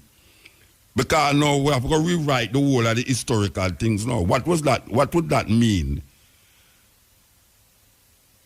to us as African people now? What does that mean now? That we must now embrace European. Queen Elizabeth is what? I mean, Queen Elizabeth II. Queen Elizabeth II, Victoria. I mean, all these women, Victoria, Queen Victoria was responsible for those slave things were going on there so. Because Hawkins, Christopher Columbus, King Ferdinand and Queen Isabella, me must know say these people was black people. The nobles of Europe was black people. I mean, brethren, really think about it, man. Don't go over the other side, man. Don't get so enthused and go over to the other side now by saying no. You are going to now totally ignore the whiteness of Europe and say Europe was black. I can understand African people going into Europe and white people going into Africa and mix up the whole thing. But you're going to show me now, say, all the nobles of Europe was white people, was black people. So when you say, no, black people go in Europe and rule the white people them, because according to the brethren, it's like a common as them was white. So black people go in Europe and rule the white people them. And white people go in Africa and rule the black people them. Very interesting. Very, very interesting. You know, the same people them would tell you, say, in Europe, Henry, the nobles, you could be put to death for homosexuality in Europe, in England too. There was a time when you could be put to death. Now, the same people them who did I tell you, say, it's a death sentence for homosexuality. Now I tell you, say, you better accept it, you know, or else. Me had to get through this morning if we never get through no other morning. The conversation that you have with the person with lies and madness, man. But before we just do that, we just have to say one of the livicated listeners to the Cutting Edge program, the sister in Marva Brady from St. John's Road, Spanish Town, unfortunately passed away on Monday the 15th of May, you know? So, condolences to the family of Marva Brady. You know, my parents started at Friendship Government School and her siblings, brother, and, you know, she passed away. And she used to teach at school too, you know? Some cervical cancer. Condolences to the Brady with Spanish Town, St. John's Road, and so Central Kingston. A total liar with no business whether he want to talk about him so-called Cambridge or Oxford or whatever, because them tell some of the biggest lies. But it's an outright lie, as you say, the word Ethiopia, land of the bird faces. It refers to the continent of Africa, you know. So if the Greeks were so-called black, so-called African, there would be no need for them to describe the inhabitants of the continent as bird faces. Yeah, a madness. It's a madman. I mean, it's a lunatic, and this is the kind of lies And like you said, Socrates was a black man. It's not the first I've heard these lies, you know. But Shakespeare no, but I can tell you something. And James. Mandingo, I can tell you something. Yeah. Me and you know, say anytime we are come up, we get all sort of information. Them information, they are when me go a Kinson technical. But me no repeat them information there, you know. Because me know that them intervention is some counteraction to some counteraction. Exactly. You know, see, it's not a counteraction, you know. It's a counteraction to a counteraction. Exactly. Because we have say certain things, a man come back and say certain things, and they have to come back now, come say, but watch you know, this is how it go. And then put it in a big book them, in a big university them, for you now as a youth now, come say, but rotted. But the black people did rule America. A black people and the black people did rule Europe. Yeah. It's only you know what get me kind of little upset is when them say is the peasant them was white. It's only the peasant. Say, so which part the white people the commoners, as they call them, which is the vast majority of the population. It's a total lie. Yeah. Because I'm talking about the James thing. James the first of England was the same James the sixth of Scotland, and he succeeded to the throne when Elizabeth, his cousin, passed away. The second, James was the only son of Mary, Queen of Scots, and her second husband, Henry Stuart, also known as Lord Darnley. And both Mary and Darnley were great-grandchildren of Henry VII of England, the older sister of Henry VIII. And they're all European. No, but him say you have other pictures now. This is madness. But, Bridget, may I ask you a question? You never see pictures where them show you say, see, the King James is a black man. You never see the picture there yet? You never see it yet? Yeah, I have seen some pictures where them portray that way and also things written saying that. Yeah. But I know that this is false information, false research. It's not everything that is written is true. You and I know that.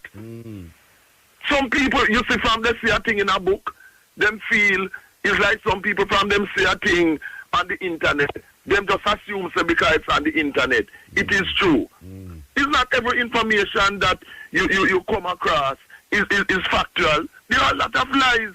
But I don't get that information there already, you know. Is that me telling me, say, Bridget, this is what you say, me don't have that information. It's nothing new, exactly, and see me here too. But me now take it out of me head now and start to show it, like say, this is a gospel thing me I work with, so now. King James was a white black man. Shakespeare was a black man. And then to put that on people to add to them ignorance and tell them lies like that. It's not total lie. When I hear him say Alexander, Socrates, and these black. people, the Greeks, no, him said the Greeks. were so-called black. Him said the total lie, they are Europeans. Him said the Greeks. Him never said us Socrates. Him said the Greeks. And me a ball out Socrates. Alexander. Yes. He said, them was black. The whole Greeks. The Greeks was black. Yes, I heard him. How the hell the Greeks would have been black and go to Africa, go say black people and give them the name burnt face, land of burnt face. Yes, because the word Ethiopia means land of the burnt faces. Ethiopia, spelling in thing there. Same thing. It's madness. It's like how the Arab Muslims, them call anywhere Africa where we have Bilad and Sudan. Yes. Bilad, the land of as Sudan. Sudan meaning black. It's the equivalent, land of the black people. Like so anyway, Mother Africa. Like Kemet. Like Kemet. Yeah, precisely. As well. Precisely. Them place, it's like. And the thing about it is that we have to deal with people like that in our race who are doing the same kind of lies, but in an inverse way, opposite way to what European racists do, who say that everything so-called notable was European, and then we have some of our people doing the inverse, the opposite. European was, everything noble was black. Exactly, it's madness, lies. Total lies. We have to get rid of that type of thing. Because the evidence is there. These are Europeans. Shakespeare, James the First of England, who was Use the same James the VI. The two of them had a relationship. The two of Shakespeare and him have a relationship. Yes. It was very long. As a matter of fact, you know, is James supply Shakespeare with a whole heap of the funds them so he could have continue him work. As a playwright. Yes. You know. I mean, madness. And you were talking about the money situation earlier with the Rothschilds and so on. So, as you and I know, maybe them black too. What happens is that what the Europeans have done in going across the world from attacking the 15th century now with criminals like Columbus and so on, is that one of the ways in which they subjugate the world economically now, using the economic thing, is to destroy the currency system of Africans and others and impose their own currency system. And this is why anyone who comes to get rid of their currency system that they use to help to control the thing, they destroy them or move against them. Because that was the reason why, for example, they moved against Saddam, you know, when Saddam said that he was no longer going to sell oil in the US dollars, which was the number one currency that the Americans extract to replace the pound after the so-called Second World War. And that was a threat to the Americans.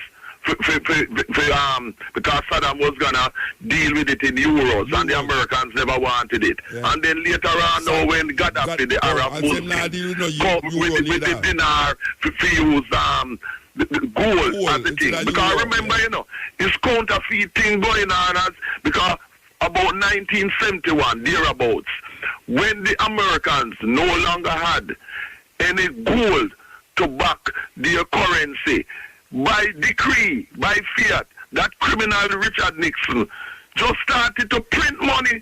So ever since from 1971, they've been printing money, doing counterfeiting. But if me and you and anyone else print money, we go to prison. Of course. So the whole thing has been based upon counterfeiting from Richard Nixon. The more money them print is the more your money the value, you know. Precisely, and this is why the only way, you notice all of the so-called finance ministers of Jamaica, whether them are PNP or GLP, they have never explained to our people in Jamaica how this whole system of foreign exchange, where them talking about our currency, weak and that, how this can came out. Because them is part and party to the whole con and deception. Remember when them changed in 1969 from the pound to the Jamaican dollar, 1969, that time you and I going to Kingston Technical, the exchange rate was 2 Jamaican dollars to 1 English pound, you know. And it's almost 200 to 1 now. It's a whole con. They deliberately destroyed and got rid of the currencies in Africa and the rest of Asia and the rest of the world, and impose their own currency as a way of helping to rob people. And the only way out of this thing, and they use the IMF and the World Bank, which are their institutions, to keep people in economic bondage and political bondage. And the way that we can get rid of their economic control and strangulation of our African people and other people of the world is by getting rid of their false counterfeit currency system with them dollars and them pounds and that type of thing. Because it's a weapon of destruction. But I want to tell you something, you know. A very important thing the man say, you know, is that, all right, the goal was there, you know, and what them do is make some paper because them find out, say, the goal too heavy. So they make the paper now for convenience. For make the goal value the same thing. But what happen now is that the people them who have the paper never did that trade it for the goal really. So them start to print more paper than the goal where them have. Which now make the thing look now like, say, boy, right now, it's like if you have 10 pound, they make 20 pound, but them have value at 10 gold. 10 pound worth of gold, and they make 20 pound worth of paper money. Which now the other 10 pound no have no value, you know. But they make it have value now by now putting it in the bank and they now trade half of something where do have no value. The other 10 pounds do have no value, you know. It's only the 10 pounds we link with the goal of the value, you know. Exactly. The other 10 that pounds is what I'm saying. It's a criminal enterprise. It's fraud. It's fraud. It's racketeering. Of course. It's fraud. And it's just like how people have to deal with this dormant account thing. It's an attempt to rob people of their money. And look, you know, a man who not in power now, you know, in the opposition, him just a find out that, you know, this they are going for years to them that thief the people their money, you know. And him no time now in a power now. Me glad same say it still, you know. Me glad same say it, but just the thing say, imagine the Minister of Finance, which in a theme party, was a Minister of Finance, and he never recognized, say, the government, the bank, them did that rob the people them by. We're robbing people that have no right to steal people money because them account is dormant. Yes. The people's money is the people's money. Yeah, suppose you gone a foreign. Suppose you did gone a foreign and you just come back. I didn't left your account over here with precisely $50,000. When you come back, you have $5 in the account because they might take out money for this, take out money for that. And if no money no left in there, them still a charge, you know. So if you put more money in there, because remember now, look at this now. People can be away from Jamaica for years for whatever reason, whether they were in prison or other circumstances and so. So they use that as a pretext to rob people's money in their Jamaican bank accounts. None of that. No, we must not allow this robbery. The man say it is illegal and I'm going to get lawyers to deal with them. They must repay back the money to the Jamaican people. And exactly. It's the first time I agree with a politician. 100%. 100% I agree with a politician there. 100%. I never agree with a politician yet. Believe you Totally. Me. But anyway. So yes, man. We are going to England. We are going to England. You have to tell me we are going to England before you hang up. You know? Yes. Well.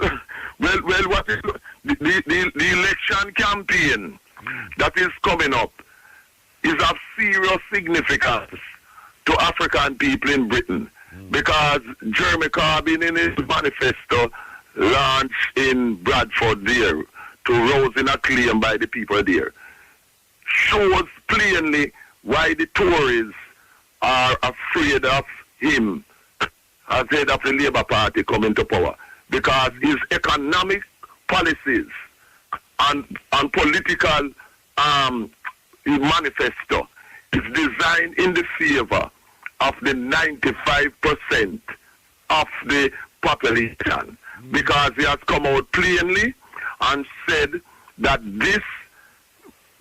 there must be a redistribution of the wealth of the country to deal with the justice, economic and other forms of justice for the majority, 95%, and the situation whereby you have 5% of the population living off like parasites, the 95%, which is the same situation when you talk about those Bill Gates and other people, Microsoft, the money that they have. How could they have so much money except at the expense of exploiting the vast majority of the people? Because remember, there can be no wealth accumulated without the work of the people who are the workers, the vast majority. You make workers do work in any country and you see if any wealth is produced. When I'm talking about it is a few so-called rich people who have wealth and make things progress, it's a total lie. Who produces wealth is the vast majority of the people who are the workers in any society and every society. Without the workers, there is no wealth. Yeah, I agree. And what has been happening in Britain, in the States, Jamaica and elsewhere, is that the vast majority of the people who are the workers have been used, and the few parasites living off the blood, sweat and tears of the workers who are the vast majority of the people.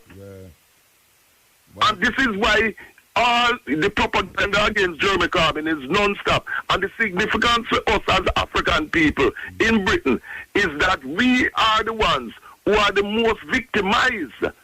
Because we are the first to be fired and the last to be hired. And this is why this is of significance. So you think anything will make a difference, like how the French them elect a president where neither left nor right? No, if Jeremy Corbyn wins, and I hope that he wins, it would make a difference, because Jeremy Corbyn's economic policies are much more radical, because they are in the favor of the people, unlike the guy Macron in France who just won. Because one of the things that Jeremy Corbyn is talking about is to renationalize the energy companies, the railway companies, and so on. Because what has happened is that these companies, subsidized by the people's money, taxpayers' money, has been enriching the private few owners, you know, like Richard Branson with his Virgin thing and Virgin trains and so on. They're getting money from taxpayers subsidized by the government and benefiting as private enterprises. And what Jeremy Corbyn is truthfully saying is that this must be, these industries, rail systems and gas companies, electricity and so on, must be nationalized. Meaning owned and operated in the interest of the people and not in the interest of the few parasites who are sucking out so the lifeblood of the vast majority of the people. More kind of on the left side, like, not directly left. Yes, absolutely. Okay. Absolutely. We have to move, though. Absolutely. We have to move. Yes. We have to move. Blessed. Hello? Yeah, blessed. Muta? Yes, ma'am. You know I was supposed to be the second person Second person for what? on the call tonight. Oh. I told the lady on the switchboard that I was 94, which means that I would come in and go off. Instead, you put that brother, that you two get together, and brother, it's it. But anyway, thank you for the call. I'm glad to hear you again. I'm glad to hear you again. Hello? I'm glad to hear you. Long time I don't hear you. No, because they won't let me through. Yeah. Mm-hmm. Whenever I call you, I never get through. They don't know it's who calling, man. They don't know it's who. There's some young ladies around the front. They don't know you. I tell them I'm 94. Yeah, okay. But anyway, Claude McKay. Yes. Thank you very much for that. I had the opportunity of meeting him. Oh, yes? Yes, when I was a teenager. I walked into the Garvey Club on 116th Street, and there he was, sitting at my mother's desk. Wow.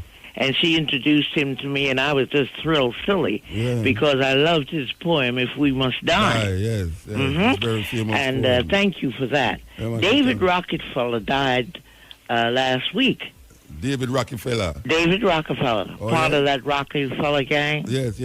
And I thought to myself, I wonder how many black people know that David came into Harlem and bought up a whole block from 125th and 26th to Lenox Avenue and 7th Avenue and removed all the black community bookstores and put up the SOB building, State Office building, which I call Son of a Bitch building, because David did that. Well, so he died last week. This was before Clinton moved into Harlem or after? Oh, yeah. It was before? Yeah, because I think I was in my 30s or 40s then. Okay. Oh, that's from them time. Okay. In fact, the State Office building was quite beautiful by the time they came in. Beautiful building. Yeah. And as for King James, John Clark, Professor John Clark, and Joe Cannon, brother Joe Cannon, they said that King James was called crazy because he married a black woman. Now, one of his women. Who's that? No, I said that. You remember that? One of his women. One of his wives. Yeah. Okay, well, she was a black woman, and that's why they called him crazy. Because he married a black woman. Yeah, she was a black woman. Okay. He was white, but she was a black woman. But, the guy saying he was white, and he has his opinion. And it's nice to be gracious to us crazy people. By marrying one of us. Yes. Yeah. And then in Revelations 1:14, you find a black Jesus So you know woolly about hair that and group. woolly hair and Yes, skin and dark brown, feet. bronze of skin. And then if you have a Quran, read Surah or chapter Cave, and you'll find who is what. Yes. Okay? Yeah, okay. Now I'm gone, but my phone bill is going to be big, and I'm going to send it to you. Okay, beautiful. We will Okay, absorb darling. it. We will absorb it. Listen, you know, you were on the stage when they installed me as Queen Mother, right? Yes. Well, would you let me know tomorrow about that thing on Friday, 3 p.m. at UE? Yes, they're unveiling a Marcus Garvey statue. Yeah, I'm thrilled. Yeah, I'm thrilled too. But as Queen Mother, nobody will invite me, see? Oh, yeah? No. I must talk to Dr. Barnett about that. Wonderful. He's come to my Kwanzaa, so he knows me. Yeah, he might be listening to, He might be listening. Okay. Yeah, so I'd like to be there. Yes, okay, I'll tell him. Okay, darling. Okay, give time. Good night. Yes, good night. Yeah, that was Sister Samad, 90-year-old. Always listening to the cutting edge, right up to the end. Because you should talk about the Claude McKay. The Claude McKay thing was played at something to 11. And now it's something to 2. And she's still there with me. How can we resist that? May I tell you, cutting edge. King James woman, them was black. She made reference to Ben Buchanan and John Henry Clark, two of the greatest scholars, African scholars, Pan-Africanist scholars you will ever find anywhere on this planet. John Henry Clark and Ben Buchanan, who, for those of you who know, that we brought Ben Buchanan here twice. Twice we brought Ben Buchanan here. In St. Anne here. So, take a note of that. Take a note of that. Believe you me. This is the cutting edge on RFM. Yes, El. Motor, yes. So I had this pressing question. The sister from the tambourine gang, them let her out, right? Who this? This is Chris. I actually just speak to you a little while ago. Chris from Kingston. Okay. Are you talking about the white, this and the white that a while ago? No, man. We call you after him. Oh, after the year. Yeah. Oh, yeah. That's about the girl from the tambourine. Them choke the case. Yeah. So them let her out. So my other thing that I found out, this whole thing, let me talk to this lady from the DPP. Now, I didn't know that the DPP have the final word on throwing out any case that come into the court. So that to me is the sole reason, well, not the sole reason, but one of the reasons why you don't find that there's so much unfinished case in the court. Because what? It's kind of crazy, because no matter about one person cannot be judge, jury, and executioner when them themselves have the authority to do the same thing. So you feel said the DPP was a judge, jury, and executioner? Well, I mean, them are not just in that case, but them have, especially if them say them don't want this here case for going at the court because they want to protect certain high-end officials or whatever the case may be, then that then play a certain role in it. Well, I do have a clue about that aspect of the thing, Bridget. I can't talk. Yeah, I was listening to another radio station today, and one of the ladies from that department, she actually said it. Okay. So it coming straight from the horse's mouth, basically. So it gives you certain answers as to why certain cases are not unsolved, or you don't hear nothing about them. It again, yeah. Uh-huh. Yeah. Like the first police. Another thing, there's a commercial that played earlier on tonight during the commercial break where them asking they're going to ask the kids the reason why the Chinese are in Jamaica is with a new type of colonialism. Running African. So, my thing now is when I like everybody for kind of wake up to one of your old poem them with Christopher Columbus or him come here and smile up in your face and then all of the bad things happen. Yeah. Well, you see, why we not go see it as colonialism? Because it don't come with slavery. You know how we know it. So we have to think outside of the box right now about how colonialism, how the neo-colonialism exists. Are we studying what colonialism was in relationship to Europe, how Europe colonized countries, and don't recognize that now colonialism can come without the textbook version of European understanding. In other words, now, the Chinese don't have to use what the Europeans, or how the Europeans do it, to colonize somewhere and call it colonization. It's just that we now go call it so because it's not Europeans that do it, and how them come. How the Chinese come now, it make it look like it's not colonialism. Yeah, that's how they have to do it for kind of keep us in the loop, because if they try to do the same thing, maybe it wouldn't work. Yeah, and then now the leaders, our leaders don't understand it. Our leaders don't understand that colonialism, how them study it, because most of them, man, the way you see in a government now, they most radical up a university, you know. See? And how them see it, how the books that them study about colonialism and slavery. It's just a way them do it. So if somebody else come with it, more than likely them now going to recognize it as colonialism. They're going to say it's really aid and, it's one and wash the other kind of system. And it's not a one and wash the other thing. But you think, Muta, the government really don't know what is really going on, or them know, but them want to get them kickback? Them don't see says colonialism. Them don't see says colonialism.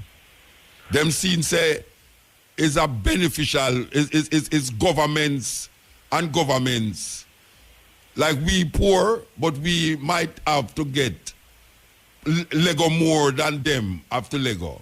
The Chinese have to Lego less and we have to Lego more. So them build the highway, so we know, because we do have the money to give them to put out feed.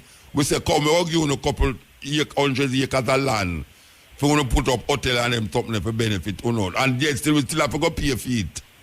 Well, that seems like a abusive relationship to me, because you put yourself in a case of perpetual debt. When you're hand in a lion mouth, you don't take time to try it out. I tell you, it's serious. I know how this a country I can't get it out of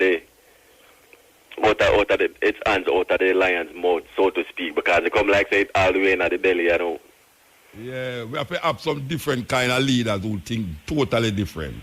Yeah, we have to go completely redo this thing, because from what we understand, it's almost like say them have this agreement where even with the International Monetary Fund, them continue to give money to keep us in debt. Yeah, because we will always be in debt if we continue to hold on upon them. Because we don't have no reserve, we don't have no gold reserve, we don't have no mining reserve, we don't have no oil reserve for really fall back upon. So we Amir, another man say the primary purpose of collecting taxes from the people is to pay back your debt. Yeah. So when all the road them not fixed and them type of something, there goes the reason. You have to pay debt. But well, you don't have to, but by standard, to be a gentle person, you pay it. But it's just that now, if you was to start look at it and say, but what you know, hold on there. You know much things you don't do to we already, and you still not give you no reparation for all them things there. Maybe we should have just defunct pan debt. They should have just do it, That's why they don't like certain government, Certain government do them things there and they can't do nothing about it. But we're not teeth. Maybe that's one of the reasons if we're getting a completely different type of government who them honor in the lion mouth and say, yeah, hear me, we no business we don't know, me different. Me I work for my country, Yeah, we have to deal with what we are dealing with that now. Right now we have to defer payment until we get certain things proper. Because from what we see in the country, the country there's quite a few things that are going good in the country, but if we can capitalize on our own thing and stop taking loans, we can probably build even faster. Brethren, for your borrow, you're not a serious problem, And if you borrow, you don't see a way out where you can pay it, you have to start create ways for pay it, and sometimes the ways that you create for pay it going to hurt other people. Yeah, but look on that way with all the other day them go dip in the NHT fund. Yeah, And well, the other one, they do it and them never say, it's like, them are now do it and them say them justified for do it. It's a weird thing. It's still deep in night, When them are going to do with it, they have nothing to do with where the NHD funds is supposed to deal with. You understand? But them not justified. Because when the other one, they do it, You remember them did a ball out? Say the PNP going at it. Now, them going at it now, them are justify why them did have to go in at it. See, but maybe them try to take the NHD fund and build some road. Because you can't build house and you have no good road for drive your car up and for go to your yard. And right now, Jamaica infrastructure, it totally, may I tell you, it's terrible. The other problem we may have to is, it's almost like that we don't like fix things. No. We rather just build something new. We wait till it mash up and then we say, till it mash up and then have to build something new. Yeah. We don't go by who and say, prevention is better than cure. We don't do that. Anyway, good thank Bridget. Yeah, man. Yeah. Bridget said the right thing. We don't like fix things. We want to wait till it mash up and then we say, we want a new thing.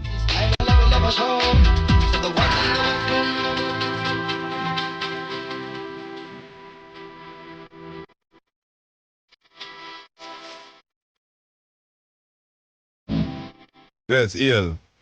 Yes, Muta, hello. Blessed man. Yeah, man, first time for your program. I call from Westmoreland. All right, sir. Call from Westmoreland, from Belmont. Why you call tonight? Tell me. First time for your program. No, why you call tonight? Yeah, I call to tell about the Jacoby thing there. Friday. Okay. Yeah, man, it's a nice show, Yeah, man, it was wonderful, don't it? Yeah, man. So I wonder if we get a bigger venue still next year. No, but watch out. I rename that road James Jack Ruby Avenue, Yeah. So forget it, a bigger venue. The possibility is yes, but it in keeping with the concept and the ideas. Yeah. So we really designed to keep it. Pan Jack Ruby Avenue, since it are rename, I mean, it's small still because I don't listen to a whole lot of people. Maybe about 2,000-3,000 people. They did 4,000 people, Yeah, man.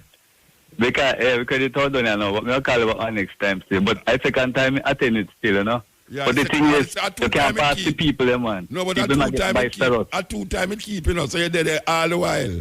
Yeah, man, they let me show it on the edge there, the red, green, and gold glass there.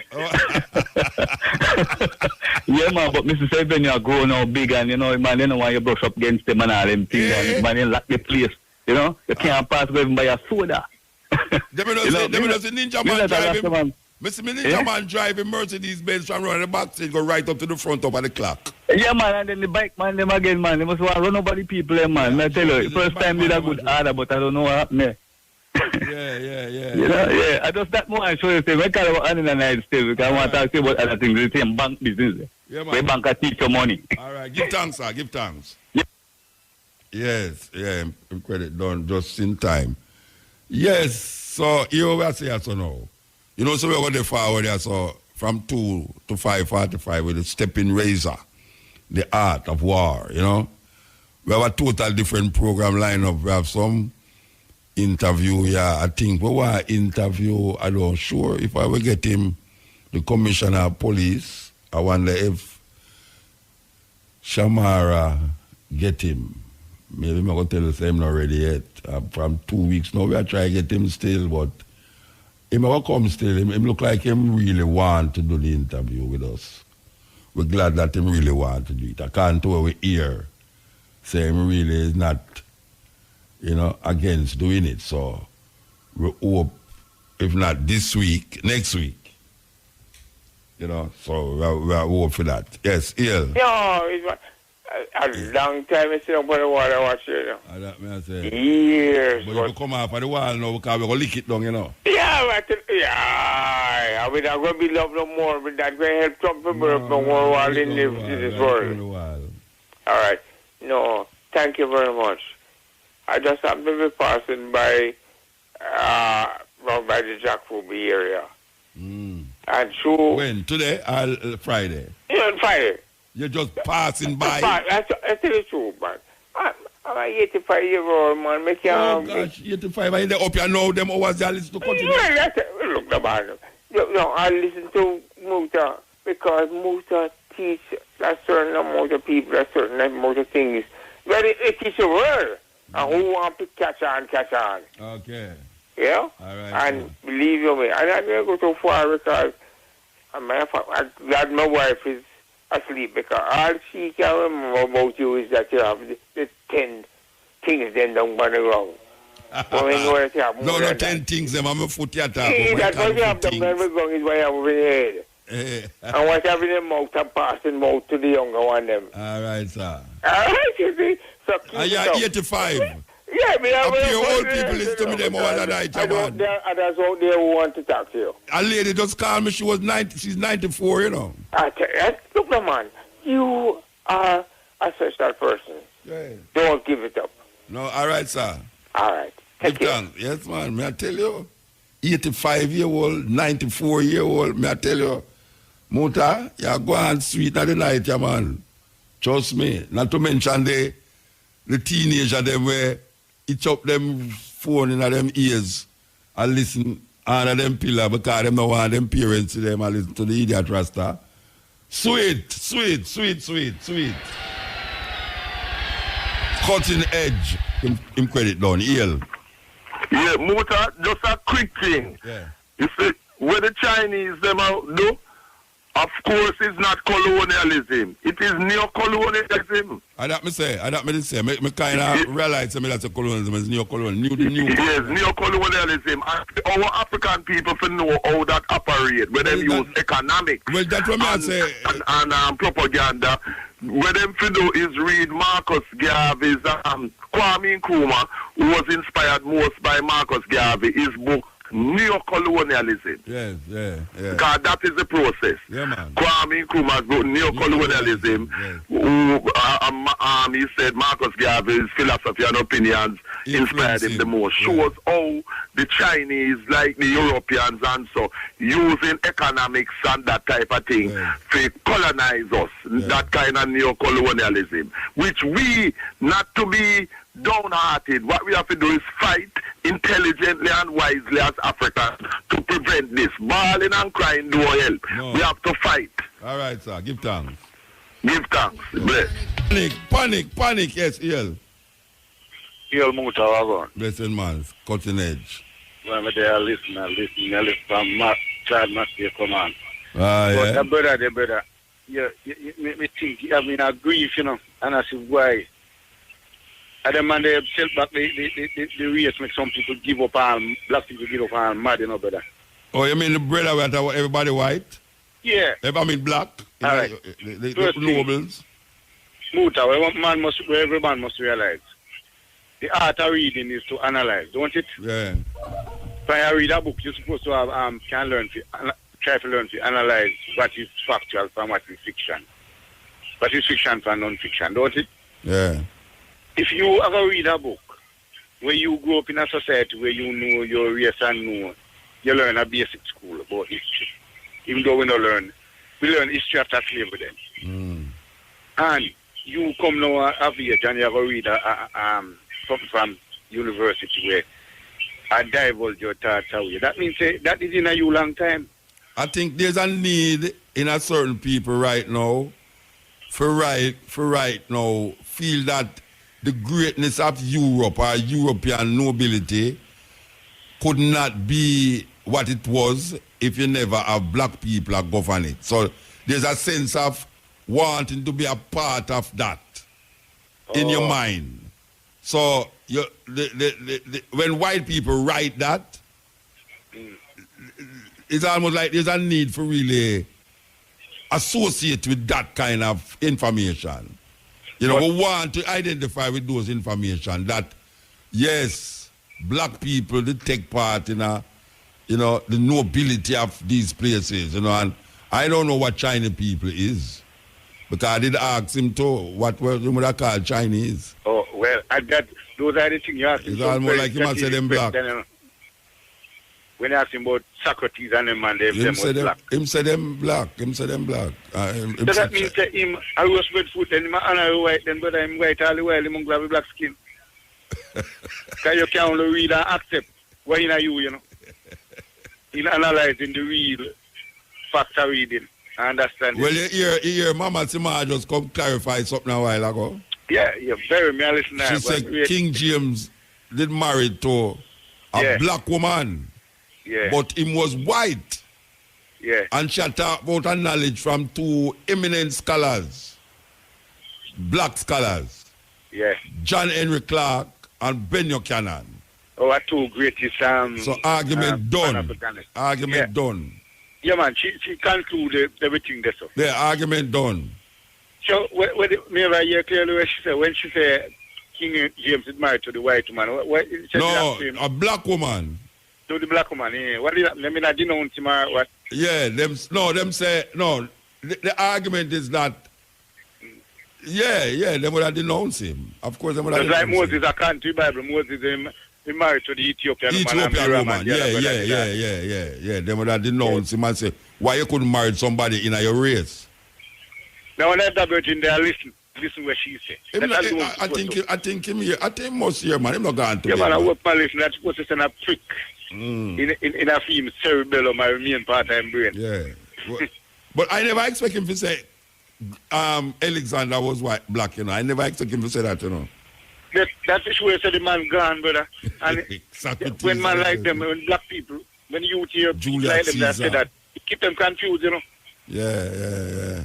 And you know what them use now? Them use the eminent at the university, them, and you know. Yeah, to make you feel like say you don't know where I say because Cambridge University and Oxford University, you know much things them university they put out there, and them help perpetuate the lies. All right. Them university help perpetuate the lies against black people too. All right, now give me a similarity. I was my listen. It's like him growing father was an honest man and well hardworking. And when he become big, he might read a book where university said his father was a culprit and a thief and a pirate. You might believe that today. Yeah, I don't know. You understand? I want to hear that, you know. To show you the influence of university and name have against you. Them brethren, a whole heap of things we're reading at school, man. A whole heap of things I read still, you know. I have some book on my yard and I read them, you know. I have to discern for myself. I have to look into it myself, you know. You say, wait, it's like when I read the Bible. Even the Bible. I read the Bible to write it. I have to question certain things tonight, you know. I can't take it and say, boy, right now, true, a big guys write this and men of God write it. I can't question it. No, man, not no go so, man. I question everything. God write it, you have to put the right thing in Yes. Because certain things tonight, you can't accept it. There's no way. If he's an intelligent person who really think. Yeah. You can't accept certain things in the book. You can't. If your mind catch funny, I catch funny bird, man, you analyze and I say, yeah, man, I joke, man. Today, I read the Bible. I read the Bible today, you know, and it part will say, and Jesus Christ look on the men, and the man them ask him, so tell me something, when will we know the end, the world, coming to an end? And him say, watch out, the world now going to end until the Son of Man come. And him say, what time will this be? And him say, you are going to know. But you want to know. That statement alone show you say something wrong, you know, because it's not me, the man, it's not me, Jesus attacked in the Bible, you know. It's the man, them disciples, them him attacked, you know. So even him, Jesus, the thing say, the coming of Jesus would have take place during them man the time. Yeah. So when him say, and you must know that this going to be the sign when the Son of Man appear. The man them who sit down there so believe say it going to happen in a film time because I know me that talk. Me never sit down in front of him. Yeah, me understand what you say. Yeah, so when Christian read it today, you know, it sounds like say Jesus never talked to a specific set of people like him them did not talk. Yeah, like how him talk to know. Him never talk to me. Him never talk to me. Him talk 2,000 years ago to some people who sit down in front of him and I ask him question about when him think it going to happen, when these things are going to happen, and what are going to take place. And him start to show them, say, this is going to take place. And take heed that when you see these things happen, when him say, take heed that when you, not me, Me understand what you say. And In the other man words, who's under the okay. English manner, him did attacking at the present tense, not the Yes, future tense. yes, and the present him I talk about. Yeah. But we who I take know it me as love a- about the Muta. Yeah. I want him to try convince you and I tell you about the book them and read and you say, you go to one of them for high school. Ask Mandingo. You see the virgin will call me from England every week, yeah? Mandingo. Me and him just that talk a while ago. Yeah.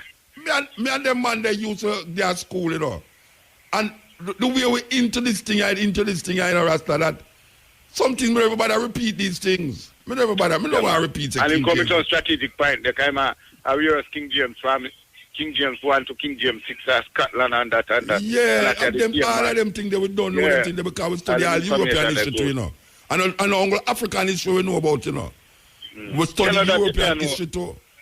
You can't know one thing to know. You have to know, you have to have an idea. Knowledge means vice versa, you know, that you can pick out. Anyway, we have to move, brethren.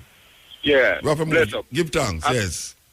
Yeah, man, some things where me read and me I say, but wait. You mean say me can't think? Me not supposed to think about these things. Me supposed to just accept it, so? I mean, really. I mean, when me a little picnic out toddler, them can't tell me some things. You know, yes, Jesus love me because the Bible tell me so and all these things. But now that me a big man, you know, me reach all my teenager years in school and me a listen and me a think. And me start to think and me start to say, but why me should I really accept these things as knowledge? Because somebody bigger than like have a doctorate. Them have a doctorate, so through them have a doctorate now, them know more than me. No, me have to discern. Me have to have a mind that can look on certain things. And when me figure it out and you come with your thing, me have to reason with you. And where you are say, if where you are say makes sense, me go back and look on it, you know. Me not just tell a man say everything where him say a foolishness, you know. Because me I listen to him, and me I listen to what the brethren I say, and I realize that the brethren now say nothing when me never did read about already. You know, see it? That's the weird part, right, you know. Me read about where I read about already. And me everybody repeat that. Because there's certain things me not going to repeat. Oh, you know Matrix? Matrix coming here and him brethren. You know me always say your brethren. Where the brethren name again? Eh? What the name? Laffy. Spell Laffy. Laffy. Laughy.